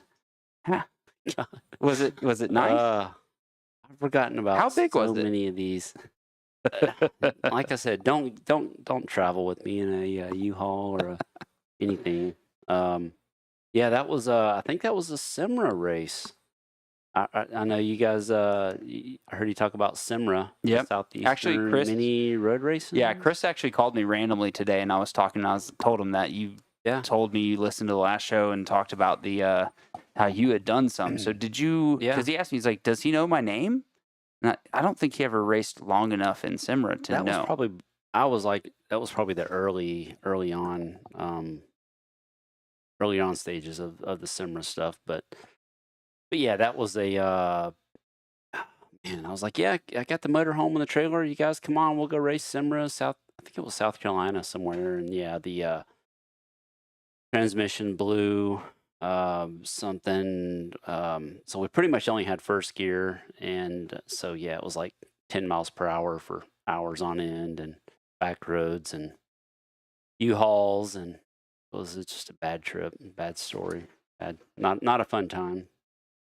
So basically, the thing blew up, and then you had to put everything from the motorhome, the trailer, on into the U-Haul. Yeah, we ditched the motorhome, rented a U-Haul, and we're piling everybody in the back of the U-Haul. And this is like Monday morning, 9 o'clock. We were all supposed to be at work and school, and we're all piling in a U-Haul, and some idiots like, you guys can't do that, and like, dude, we've been awake for 26 hours, and we're just trying to get home, and. So yeah. So what'd you do with the motorhome? Just leave it there? We left it there at a transmission shop, and like, I don't know, $6,000 later, they fixed the transmission. You have to like fly back to go get it. Pretty much. Yeah. It was just let's go racing. Yeah, a similar thing happened to my buddy Mark Anthony, Alexander, and Ben. We're going to some GNCC race or National Enduro. And I get a call at like 3 a.m. It's like, dude, do you have any hookups for like rental vehicles with my work, which we won't say. We said those are off limits, but and I was like, dude, you're fucked. Like, no, I can't help you at all. They ended up doing the same thing as just like renting a 16-foot U-Haul or Hertz or Budget or something, and then yeah, just threw everything in the vehicle and just drove on. And I think they were 32 hours awake kind of thing. Weird messages from myself. The fuck is this? It's a little bit odd. Nudes to yourself? Or? No, it keeps popping up saying like my regular Facebook account is sending me an attachment, and I'm like, I'm not fucking doing anything. Ghosts I in the sent system. some stuff from the bathroom. Oh, nice. All right. So, never mind, because you didn't work there, but you might have some stories. But I know that Cherokee Gun and Pawn was right next to the whole Canton Yamaha shop, right? And I feel like there would have to be some kind of crazy incident or story that would have to like coincide with that. But I feel like you'd have been working there to get one of those. Well, it's weird you say that, but there was that was it. That was the one above Moto Britalia, the shop that I was with. No, There Cherokee was Gun and Pawn was literally, so there's the Yamaha, Yamaha shop, and then next door is the pawn shop. That's where the Napa building maybe is. Yes. Now. Well, Okay. no. The old Canton shop is the Napa store now. That's right. Yeah. And then next I door is don't- the Canton, I don't have the any Cherokee stores Pawn. with that Okay. I just know that place is very well known for guns and that kind of stuff. So I figured they'd have to be some kind of weird story going along with it. No. Yeah, I don't. I do remember being at Moto Britalia, and there was the pawn shop right up the road, like right there. And some dude went in there and rented a lane and a handgun. And last round he saved for himself. And I was, oh, that's great. Jeez. I thought that's where you were going with that. No. I mean, it's still a crazy story. Yeah. All right. So let's get into some of the supermoto stuff. What led you into that? That was, I guess that about the time the AMA started the series, that like 05 maybe? I feel like it was a little bit before then, maybe 04 or 03. 04. Basically, the time the Four Strokes came out. Yes. Well, no, basically the time Honda came out with the Four Stroke is when I remember starting to see more and more stuff. So that would have been 2002 Honda came out with the Four Stroke. So probably 02, 03, 04 is when the racing series, somebody was like, oh, we got to start doing something with this. Yeah. That was kind of when I was at the end of like racing A, and just I was starting to be kind of like the old guy in the A class. And then Supermoto came out, and had a chance to try that. And I was like, dude, this is it. Like, compared to motocross, like you don't even break a sweat. Yeah. And it's so much fun. So much fun. So first time I got to try that, I was like, yeah. So you told me to ask you about your very first supermoto race at SEMA event. You texted a bunch of other shit too. I don't know if you want me to read off. Like Mike Smith and I worked at Moto Italia. Yeah, built that a was the bike, whole AMA supermoto, where the supermoto came from. Yeah, that was in another SEMA event. That was my first supermoto race. Was a SEMA event. They had like a 450 class or a big bike class, tons of little bike classes, and then the one big bike class. So I think it was AC, the Blazing Asian was like, man, they're having this race at a kart track, and you can ride big bike with street tires on it. All right, that sounds cool. So I called up my buddy who had a motorcycle tire place, and I was like, hey, man, can I come digging through your back lot and see what I can find? And he was like, yeah. So I found some old Harley takeoffs that were just beat to shit. And So because I've done that before. So basically, you were getting like the 21-inch 21-inch front tire from a fucking 19-inch Harley. rear, Yes. smoked, been laying out in the sun for. Yep, and then a 19-inch from like a cruiser tire as well, so Right. you didn't have to change your rim size. I've done the same shit and never actually got to a track day with them. Right. So they had some kind of race, and they had like mini bike classes. So we loaded up, CRF 50s and all the mini bikes, and I threw my. I think I had the only bike I had was my TM 125, and I put mounted those tires on the moto rims, stock, moto brakes, moto wheels, everything, tires, or the Harley tires, and that was my introduction to supermoto. So it was a blast, because you're on that was all pavement at BTK. It was a kart track. So, but yeah, I think I don't know how they did the start. It was super narrow. Okay, you so had to BK start. kart track in Alabama. Yeah, That makes sense for Decatur, that Alabama. one. And then you said something about the only bikes that you had were 2 TM motocross bikes. So you took your 125. Yep, I had we brought our pit bikes and put some slicks on them, and I saw they had that big bike class, so I threw those old Harley tires, and I think I started near the front. Like I don't know if they staged you by how you signed up or whatever, draw pins. I can't recall, but I started kind of near the front and passed a few people, and ended up getting, I think, second. But yeah, those tires were smoked, and the brakes, I had no front brakes. They were Boiled over. Oh yeah, but dude, it was so much fun because compared to motocross, it's you don't have to do anything. You just sit there, Yeah. turn the throttle, right? Yeah, turn on the throttle. No, there's some work to it, but compared to what you're used to, I'd almost Right, equate what it you're to used like to. if you go to AMP and drive the go-karts, right? You're like, this is fun, and you don't realize that you're actually doing a good amount of work, and you get done with 3 different sessions of it, and you're like, ooh, my arm's got a workout. You know what I mean? Like you're like, I feel like I did some work, but I don't feel like I did some work compared to the other shit that where you get done and you're just like, oh God, what the fuck was I doing this for? Yeah. Because it's fun, right? Yeah. Yeah. No, I can kind of, I can see where you put that together with that one. Yep. So that was the introduction to supermoto, and then I think they had another event shortly after that, and then the shop that I was with at the time, they had a Yamaha 450 that they'd built for Mike Smith to race. Mm-hmm. They're like, hey, you're going to this event, take this bike and ride that. So I was like, all right, sure. And I took that, and just after that, I was like, I don't know what I have to do more of this, but Sign me up. yes, yeah, right away. So you told me a while ago, I think it was at Lazy River last year, about a Doug Henry crash. Or both of them? Do we want to dive into that?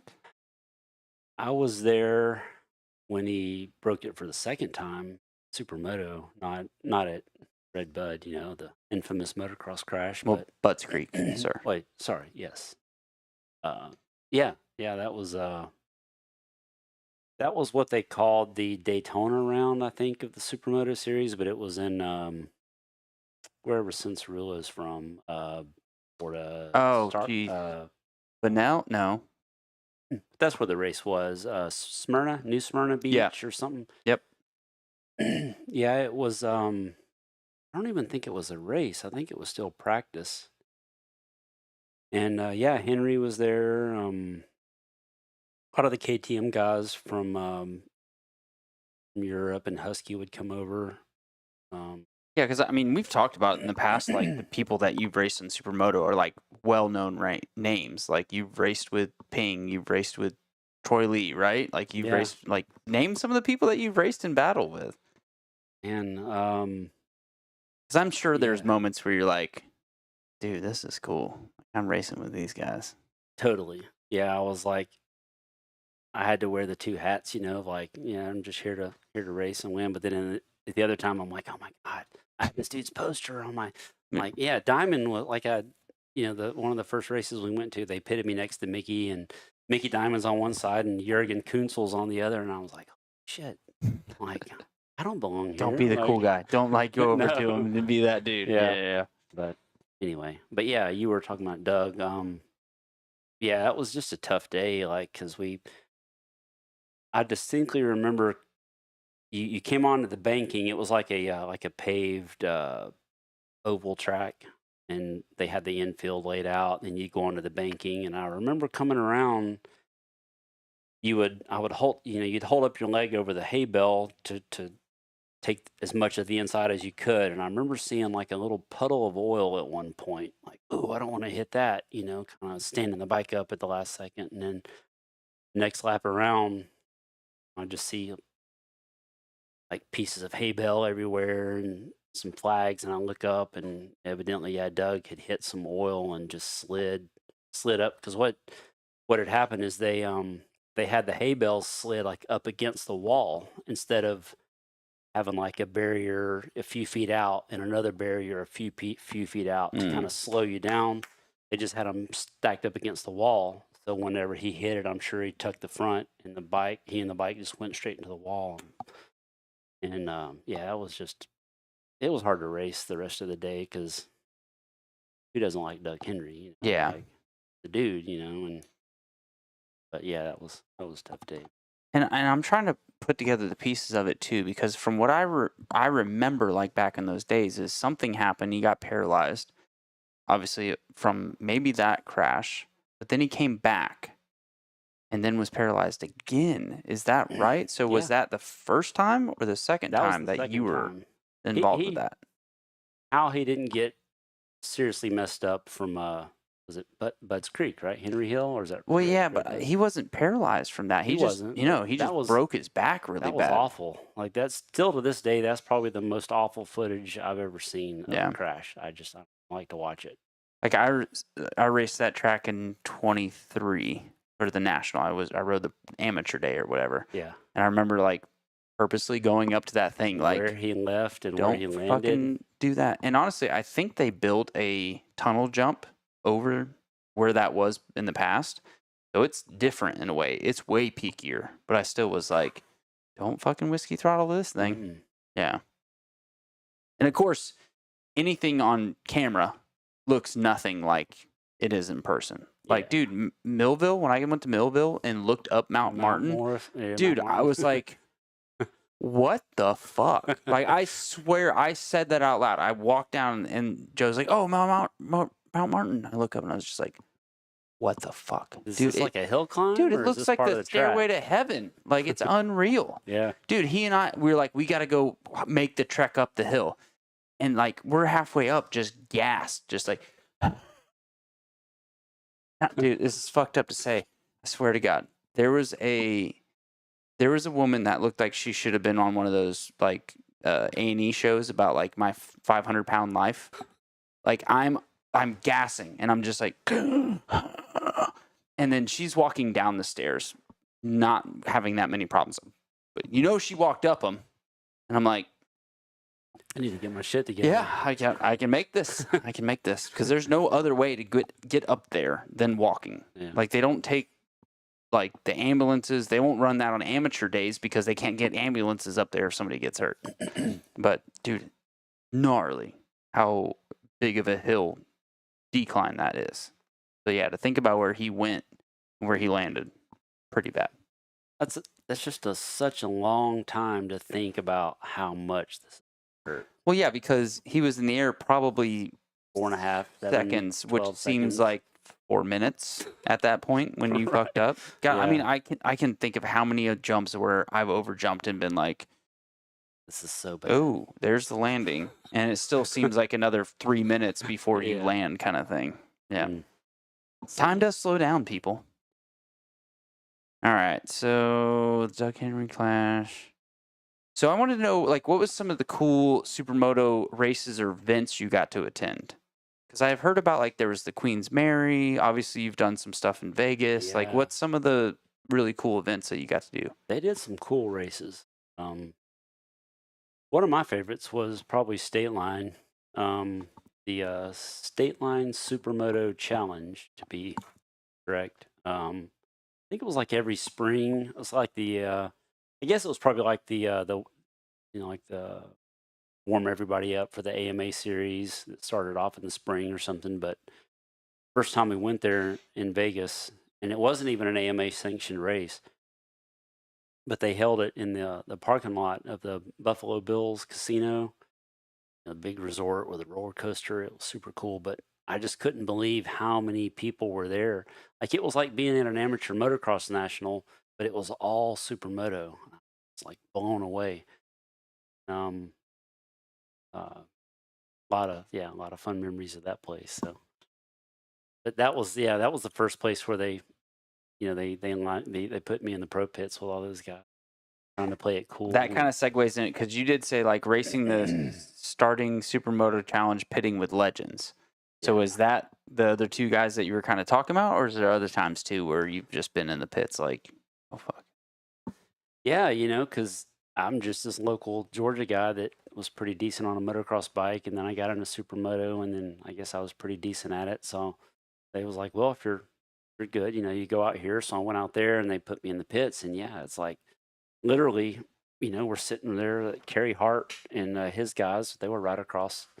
Oh, I forgot they did first start as Hart and Huntington as a supermoto team. It wasn't until later they went to the supercross team. Yeah, Kerry and had a younger brother, I think, who was later killed at a race. Yeah, that was I've heard tough. that talked about in a few different pods. Yeah. Yeah, that was another tough day, man. But were you there that day for that race? Yeah, that was I don't remember what round that was, but yeah, just it was cool being able to race against some of these guys that I looked up to and I watched on TV, and being able to just be at the same race with them was cool, and being able to compete with some of them was like dream come true, Yeah, I can imagine. I never got to that level at anything I did. Well, not a. So what about breaking down on the way back from Supermoto in Vegas? And some annual trips to Vegas stories. That's where you'd text me. Seems like there was some good stuff there. Yeah, in particular, I don't remember the year, but our buddy's his truck broke down in Arizona somewhere, and he's like, "No big deal, we'll hit the OnStar stuff." And OnStar was like, "Yeah, sorry, you're done. We can't help you." So we sat there for hours and hours. I guess this was probably 6, 7, somewhere in there. Coming home from one of the State Line races, and yeah, it's so yeah. We after like 2 or 3 hours, finally some tow truck guy comes by and tows us back into Snowflake, Arizona, and it's like going back in time. The town is whole like in the 50s. It hasn't changed. And we were there for a couple days. It was like being in that Disney movie, Cars. Yes, Yeah. exactly. Totally. Yeah, Radiator Springs. There we go. Arizona. Yeah. So yeah, and so we're there. It's like a fuel injector or something. So it takes like 2 or 3 days to get one. So Yeah. The guy that took Wait, us they back, didn't just like order one off Amazon and it was there within like 48 hours, No, 12 hours. no. So here we are stranded in Arizona for multiple days with nothing to do but just wait on our truck to get fixed. And one of the cops came by and chatted with us, and he was like, "Well, yeah, you guys are welcome to ride your motorcycles, just common sense kind of thing." So we had free reign of the whole town. No on our shit. supermoto bike, Pretty cool. and they were like straight from the racetrack, like slicks and no lights or anything. So it was at the time it really sucked because I wanted to go. Like, I missed my family so bad. I'd already been gone like for a week probably, and Yeah. just wanted to get home. But it was my second son was just born, and it was so hard to leave him, and I just wanted to get back and see him, but to be able to just And then a few weeks, like once you got back, you're like, "Fuck this kid, I'm out." I did. I was like, little bastard, I'm going back to the desert. But it was just so cool, just riding your supermoto bike through the middle of town, me and 4 of my buddies, and having the cops' permission to do that too. cops permission, because we were on the edge of nothing, just the desert. So we just took our bikes, our supermoto bikes, and we would just go out and just go. And I remember there was would you like see a trail that you could tell was kind of a trail and just go explore it's it? just desert, so you could go wherever you wanted to go. If you could see it, you could just go. So we were just going, and I remember You're not on the road all the time then. well, getting to the edge of town, I remember there being a school, and there's all these kids that came running to the fence because it was almost like they'd never even seen a motorcycle or something. So all But these yeah, they're kids living come in the running down 50s. the hill, right? So they're grabbing hold of the fence, and I just stand up, just really it past, and dude, they were just losing their minds, and I remember thinking, man, this is cool. So, and just riding through some of those washes and the jackrabbits, coming down, and it sucked, but when you look back, you're like, man, that was pretty cool. What's funny about situations like that is I feel like you'll never know, and you'll never realize it too, but there's a kid that watched you do that didn't get to see that before, that probably is still riding because of the fact that happened in their life and it just stuck with them. You know what I mean? Yeah. Like those kind of things happen, because I can kind of think of just stupid stuff. I remember somebody jumping like a KX80 in the back of my neighborhood woods. And like this was really before I got back into riding, and I'm not going to go into whole my connections of the past and stuff, but I was probably 6, 7. And I remember the kid like hitting a jump over the street and me not really realizing it. But the next thing I know, I'm jumping myself. You know what I mean? Like as I'm watching him, like wanting to be that dude kind of thing. Yeah. Like those little things like connect with you when you're little and impressionable, that will last with you. Like, dude, I'm too stupid to give up racing and riding. I'm taking a break from woods. That's not quitting, but You're just mad at her right now. yeah, I'm mad at it right now. We have a love-hate relationship, but I try to give the little, anytime we're on a dual sport ride, if I see some kids in the yard waving, just beep, You never give them know. a good wheelie, and dude, their faces just light up, like they're so excited, and I'm like, man, that was fun. Yeah, I love those kind of things. All right, so we're getting to the end of the final questions with you, and then we're going to go into my segments, and then we'll wrap up the show. Annual trips to Vegas. I don't know if that was kind of part of that story. Pretty much, yeah. All right, and then you said JP Money and Racing Supermoto, so that's obviously Jessica Patterson. Yep. Right? Yeah, she and I kind of moved into the B class at the same time, and For motocross or for Motocross, okay, yeah. and just always been buddies, just from sitting and staging, we kind of strike up a conversation and became buddies, and then somehow she gets involved in supermoto, and so do I, and then we meet again in staging, and then we're just sitting and chatting, and she hauls ass on a supermoto bike. Like, I can't get around her. Like, it's awesome. So she's like, yeah, you need to get into the supermoto stuff. So I was like, all right. So she's kind of responsible for getting me into that. But So she pushed you to go into like SEMA and doing all those kind of things, or did you already do SEMA and you told her about it and then she pushed you into it? yeah, she was into it first, but yeah, I don't know. It was probably early 2000s, but yeah, she was kind of. I'll put some of that responsibility on her for getting me into it. So What we got? the last thing, I will say this.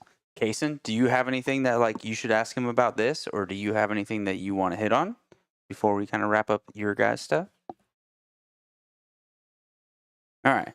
Well, one of the last things that I have written up is about drifting in Canada. You kind of touched, you were just there a little bit, and you actually sent me this pretty cool video. So I wanted to play this because this is kind of something that you guys have been into. You said you go to like Lanier every Friday? Yeah, kind it's of thing? across the street from Road Atlanta. Okay. Yeah, All right, so let me move this to the other screen. Damn it, pause. Hold on. Here we go. All right, move this to the other screen there. Get this full screen. Full screen. There we go. All right. What's going on here? This is a pretty cool video. Yeah, this is right along with Jason there. So Cason's driving. Yep, and you're I'm just riding along for the ride. So who's that in the other car? Cousin? Yeah, his cousin Liam he's probably responsible for all this mess, isn't he? Yeah, that's his cousin Liam in Canada with the Slip Club. Yeah, just chasing each other around.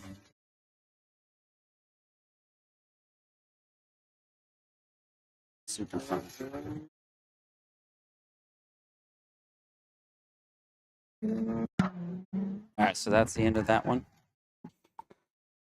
Somebody else might call in. They just sent me a little text here, so we'll see. Maybe we'll keep an eye on that one. I'm still thinking about all the bleach and like disinfectant wipes I'm gonna need when I get home. All right, so it's funny you say that. Oh no! Really? Yes. Oh, This is pretty funny. So I deserve it. I took all the deserve it equipment out all. of here. I've had it in my RV for the past 2 weeks, right? I think I texted you when I told you that I was setting this all up. So my dog that you got to meet earlier, she's sitting in here with me. Where's the fucking picture? Oh. Here it is. Not humping the beer I'm drinking, am I? No. But look at this bitch. She just fucking vomits all over the goddamn couch. The one I'm sitting on? Yes. All right. It's about where your phone is right now, actually. Sweet. But yeah, and then just gives me this look like, fuck you, clean it up. Right? Look at that face. Oh, that's great. That's great. Clean up my shit, bitch. Crack ass cracker. Yeah, there it is. That's awesome. There's the art. There's the All right. artist. I like the drips too. That's Yeah, most of it actually got on the floor. I was kind of happy with that. And what's funny is, the dogs start doing that, and I'm like, oh no, and I like start to go, and about the time I got there, it was gone, and I was like, well, let me get a picture of this. all right. So yeah, you might need some disinfectant, but yeah, then I went and got the fucking there's like that horse spray cleaner shit, then all the other, like trying to blot it out and all that other stuff. Oh, here's a good one. What happened here? Talk shit to your wife? Beat you in the fucking leg? That's funny. That's actually Chad Reed, I think.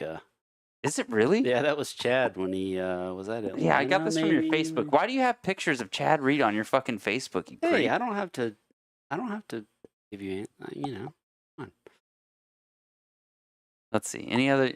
Let's just roll through some of these pictures. Is there That anything? was Nashville Supermoto, AMA Nashville AMA Supermoto. Yeah. Mhm. Were you in this picture here? Is that you in the front? What's going on here? Oh yeah, that was. I robbed a bunch of pictures from your Facebook, by the way. Stalking, like. Yes, very much, very creeperish. Cool. All right. Yep, that's some more. That's in Florida. Stark, Florida is where that's at. Actually, they do like a rally school there. Pretty cool place. The Firm Florida International Rally. That looks That's like Heron's place. That is the Heron's place. Okay. Yep. That was 05. Yeah, I'm just trying to hit on some of the pictures that we maybe didn't talk about yet. Oh, look at you, Monster Everybody's Mountain. favorite track, Monster. Dude, I fucking love Monster. If there was a Who doesn't question love of Monster? what track is like your favorite period, Monster. Monster would be pretty much up there. It's been an awesome track for so long. Heath, they do cool things. What do we got going on with A this? little tongue action. Yeah. Wait, Kason, is that you? Oh, what are you doing to Sean there? He likes the tongue. Yeah, I bet he does. He does. Sean Macaw. All right, so thought this was just a cool pic. You and Palmer, right? Me and Junior there. The That's youngest. Sparky's, right? Sparky's, yep. Yeah. That was a fun day. Yeah, for any of you audio listeners, I guess you're just going to have to go to the YouTube and watch them. What about this one? That's myself and Mark Burkhart. I think, yeah, he won that That day. looks like Bremen. That's actually Florida somewhere.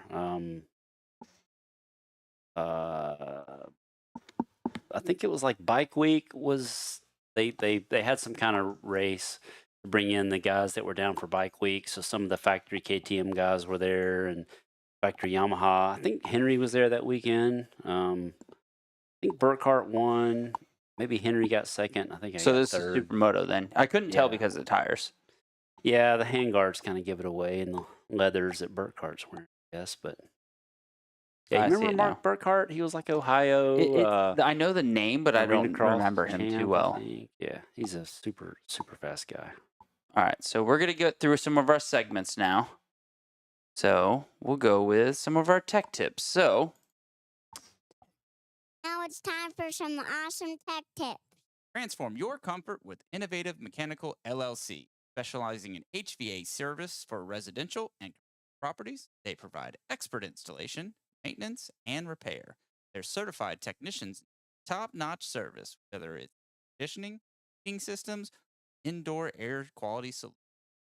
Serving Georgia since 1999, they prioritize customer satisfaction, prompt, reliable service at competitive rates, routine maintenance, emergency repairs. Trust Innovative Mechanical LLC. All your HVAC. Give them a call at 770-726-7407 or innovativemechanical.llc.com to schedule service and parallel comfort today. All right, here's my tech tip. So you're riding with bibs. It is a pain in the ass to get the rim lock pushed in so that you can get this tire on properly.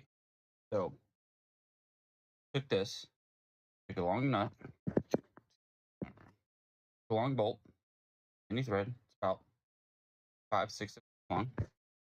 And I took a wrist pin out of a dirt bike, a washer, tension, and a socket.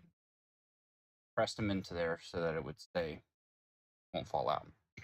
So what you'll do, take this, set it in between the hub and the rim lock. Of course, this one's on the bottom. Oh, actually, there's two rim locks on a CR500 apparently.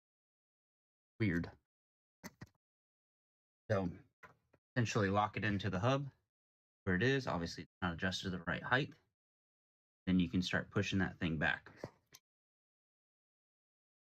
So, I understand this. I think they do make a tool with it, but super cheap. Used a lot of stuff that I just had laying around the garage. Made lightweight. Also, while doing that, any tire change, get you a damn bead, buddy. This thing will save your life and keep you from paying so many damn. So, that's all I got.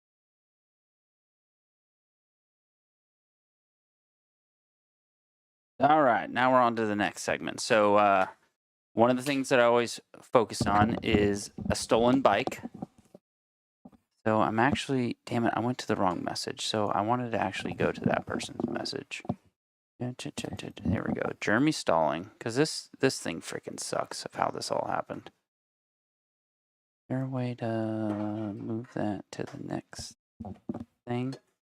All right, so this kid, and just so you guys know, what I do with this is I offer 500 entries into the YZ250 giveaway if you can help recover this stolen bike. So from what I kind of gathered with this is the fact that, let's read this right here. So one of them was a 2025, and he just made his first payment on it, and the other one was a little bit older. So this kid got both of his pit bikes stolen from him at the same time. Yeah, so I think that one's the 25.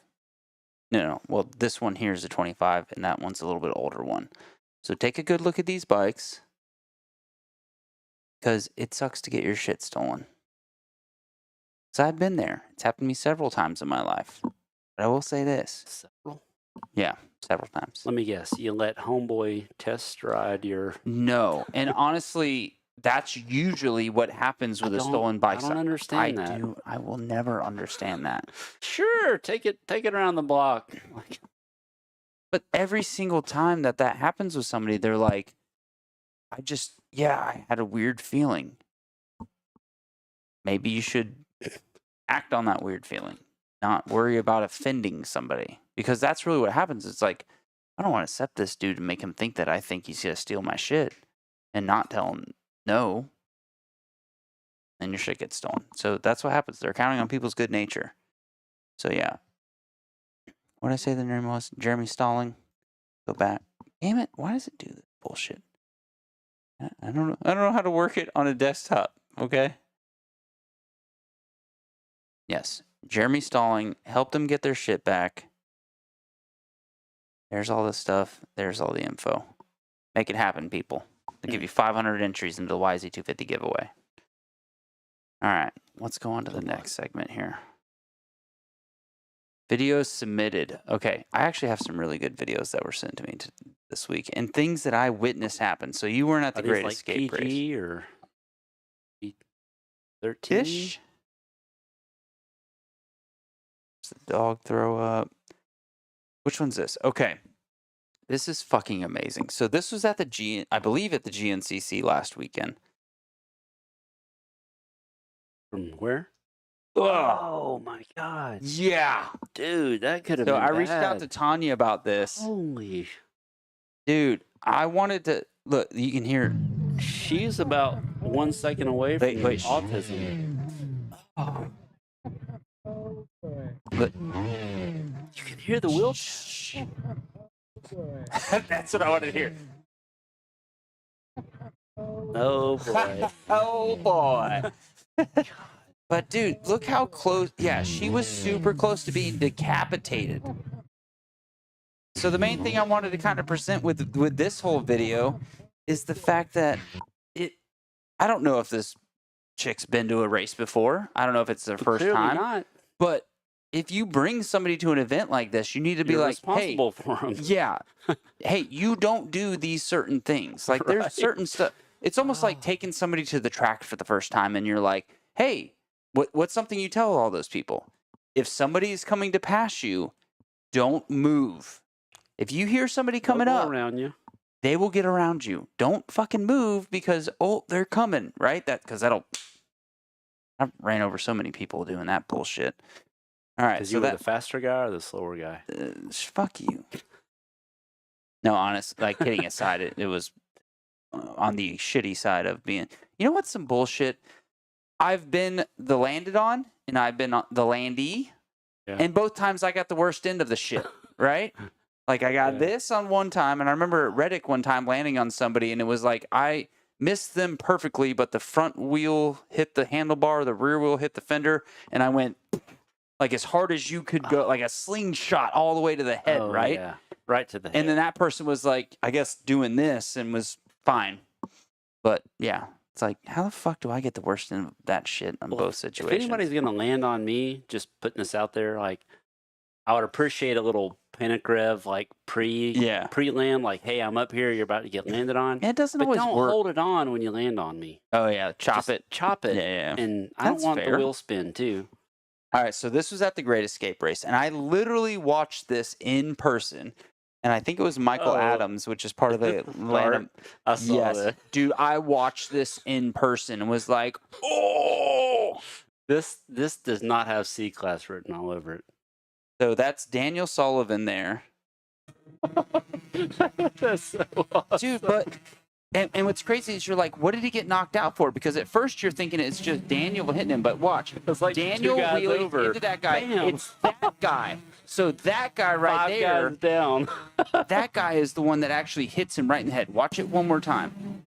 He's way over there. This guy right here, right? Bam! Hits him so hard. He is knocked out cold. Dirt And nap. the real funny thing to the whole situation is, so I told them, I'm like, hey, he's parked by me. Like, this is where he was parked right next to Terry Hunter. I bet you he's one of Terry's buddies. I think I saw his name was Mark Hamilton or something like that. So as I saw it firsthand because I was in staging. So I get off my moto. By the time I'm riding back to my RV, I see Daniel, Michael, I think it was Michael's wife, talking to the guy. And I just pull up and I'm like, hey man, so are the cops coming for like you beating up senior citizens, or is there like some kind of law against what you just did? Was it like a hate crime? and they're kind of trying not to laugh because he just smoked this guy, right? And the guy that got smoked was kind of laughing at it, and I'm looking at usually. You see somebody that got knocked out and there's nobody home, right? Like, dude, I have this hilarious picture of my wife where you can just tell there's nobody there. And so you can tell that with somebody, but he seemed like coherent to an extent. But yeah, they said like, no, he was not home at that point. Looks like we missed some good stuff though. Yeah. All right. I do think that was, how do we get out of this bullshit without having to fucking restart all this shit? Aren't you millennial? K-son? You can't fit into a Gen Z. I'm technically a millennial. Don't try to fight it, boy. You're a millennial. Yeah. I feel like there's one more video that somebody sent me that I don't want to miss on. The video your mom sent me. No. Something raunchy, I'm sure. Oh, yeah. No, I guess that was all the videos that were sent in. Right, sentence stories. Dude, I think we're close to wrapping this thing up. You guys got any more stories you can think of before we end the show? We've been going at it for 2.5 hours. Have we? Yeah. Wow. Dude, these things go by quick. People don't realize it. You feel like you've been here for an hour, right? It's like my honeymoon. Just, Yeah. You I'm want sure all these exciting things. I'm sure the and it things just- that happened on the honeymoon too, like you thought took a long time, but went by real fast for your wife. very unpleasant. And no, I wait a minute. I got to ask about this dusty old trophy here.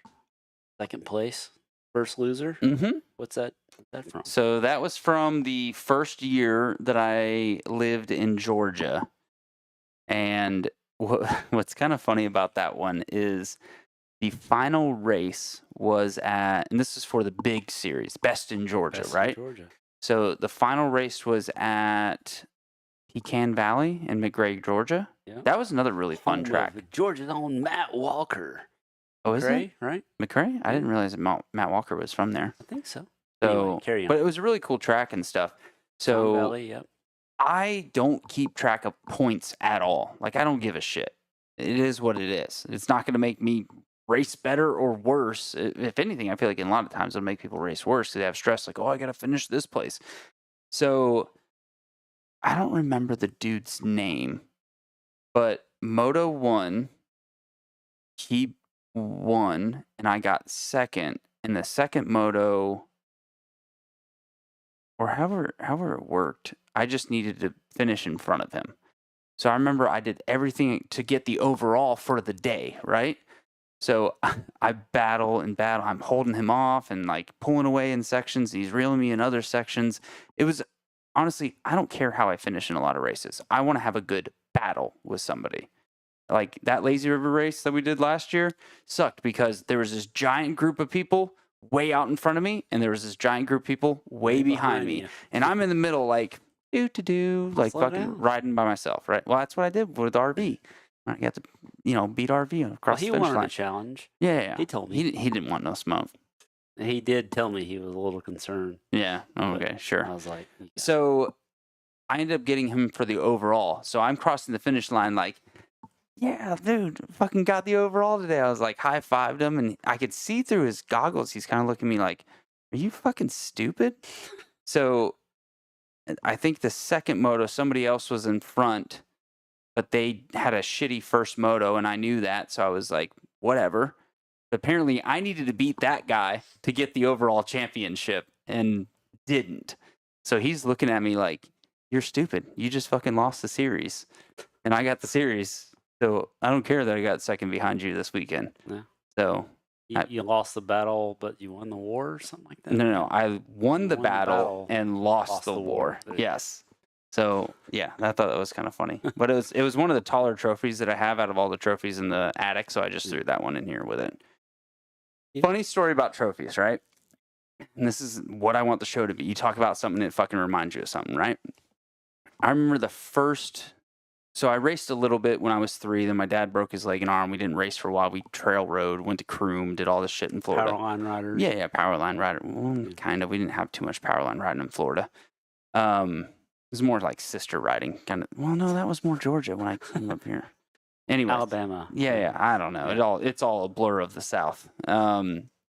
So I remember I got like 9th place, and at Dade City, it didn't matter what place you got, up to 50%. So if there's 30 people, 15 people would get trophies, and they would give out little tags. I still have the 9th place trophy down there. So it was like my first race ever getting to talk my dad back into it when I was on like 80s, before 85s even.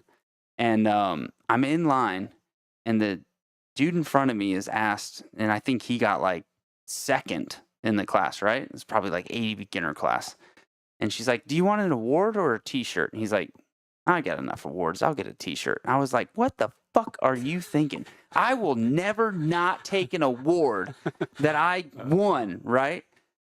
And I have stuck true to that. So now I have like 7 piles of just fucking plaques and trophies and shit like in the attic. Because my wife won't let me put them out because it's tacky, right?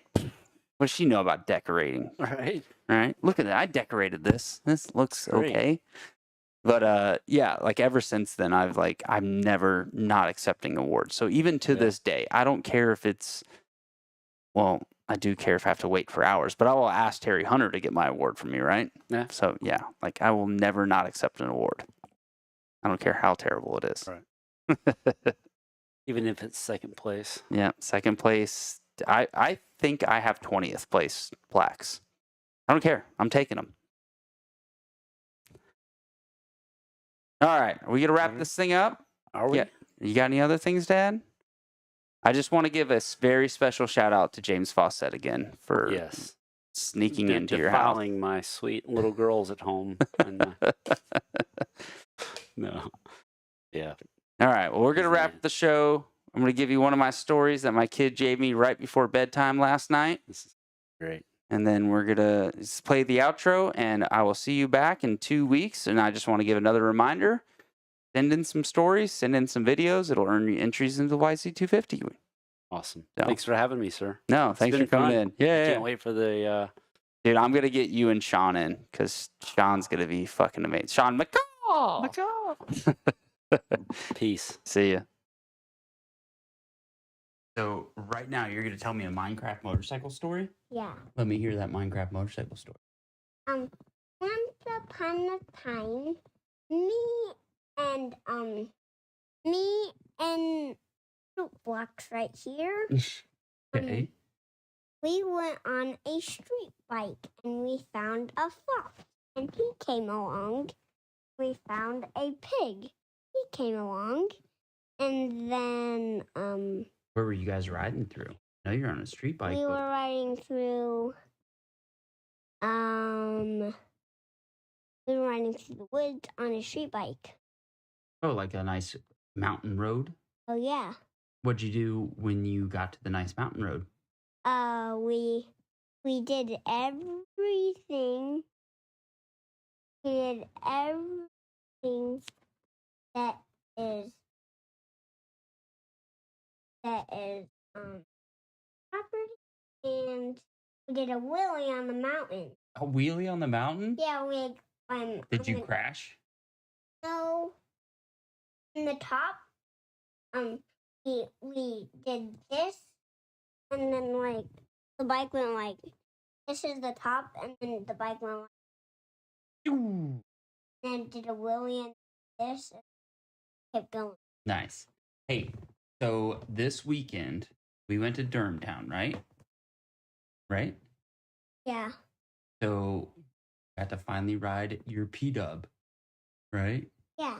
What'd you think of that? Really cool. Yeah. What do you think about when we went on the arena cross track? So the arena cross track is the one that had the big jumps, and you thought the one was a tabletop, but it was a double. Had that big crash. I don't like. Yeah, I know you don't like it, but tell me what happened there.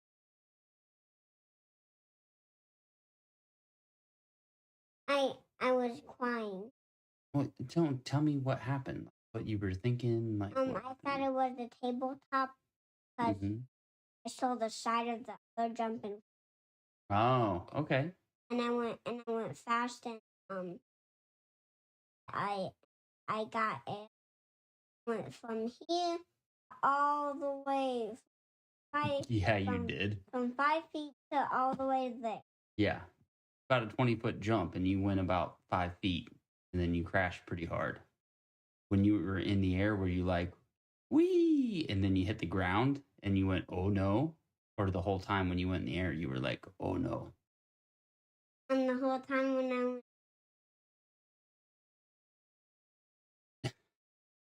What about the bicycle ramp you went down, the wooden one? What happened with that? I had a big bump, and I don't like it. Yeah. What did you, because you saw Mama was recording, what did you try to do to her phone? I tried to stop recording. Yeah, you tried to pull the phone out of her hand, didn't you? Yeah. Well, I had a blast with you last week. I'm looking for you riding the PW, right? Give me a high five. I'm proud of you. Hi, buddy. Love you.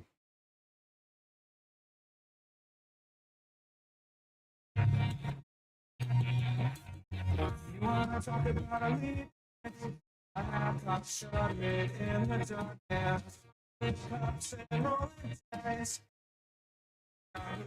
Twice, yeah. And when this world takes another world, felt like I was trying to shift. Back to what we knew. It could try, but it never break us. It could try, but it never break us.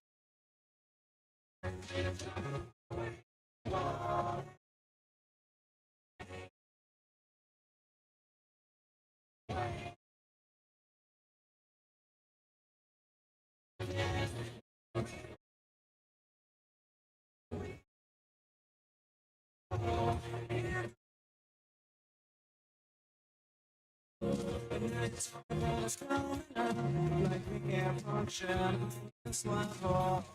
You laugh at who we are, for the joke that's taken too far.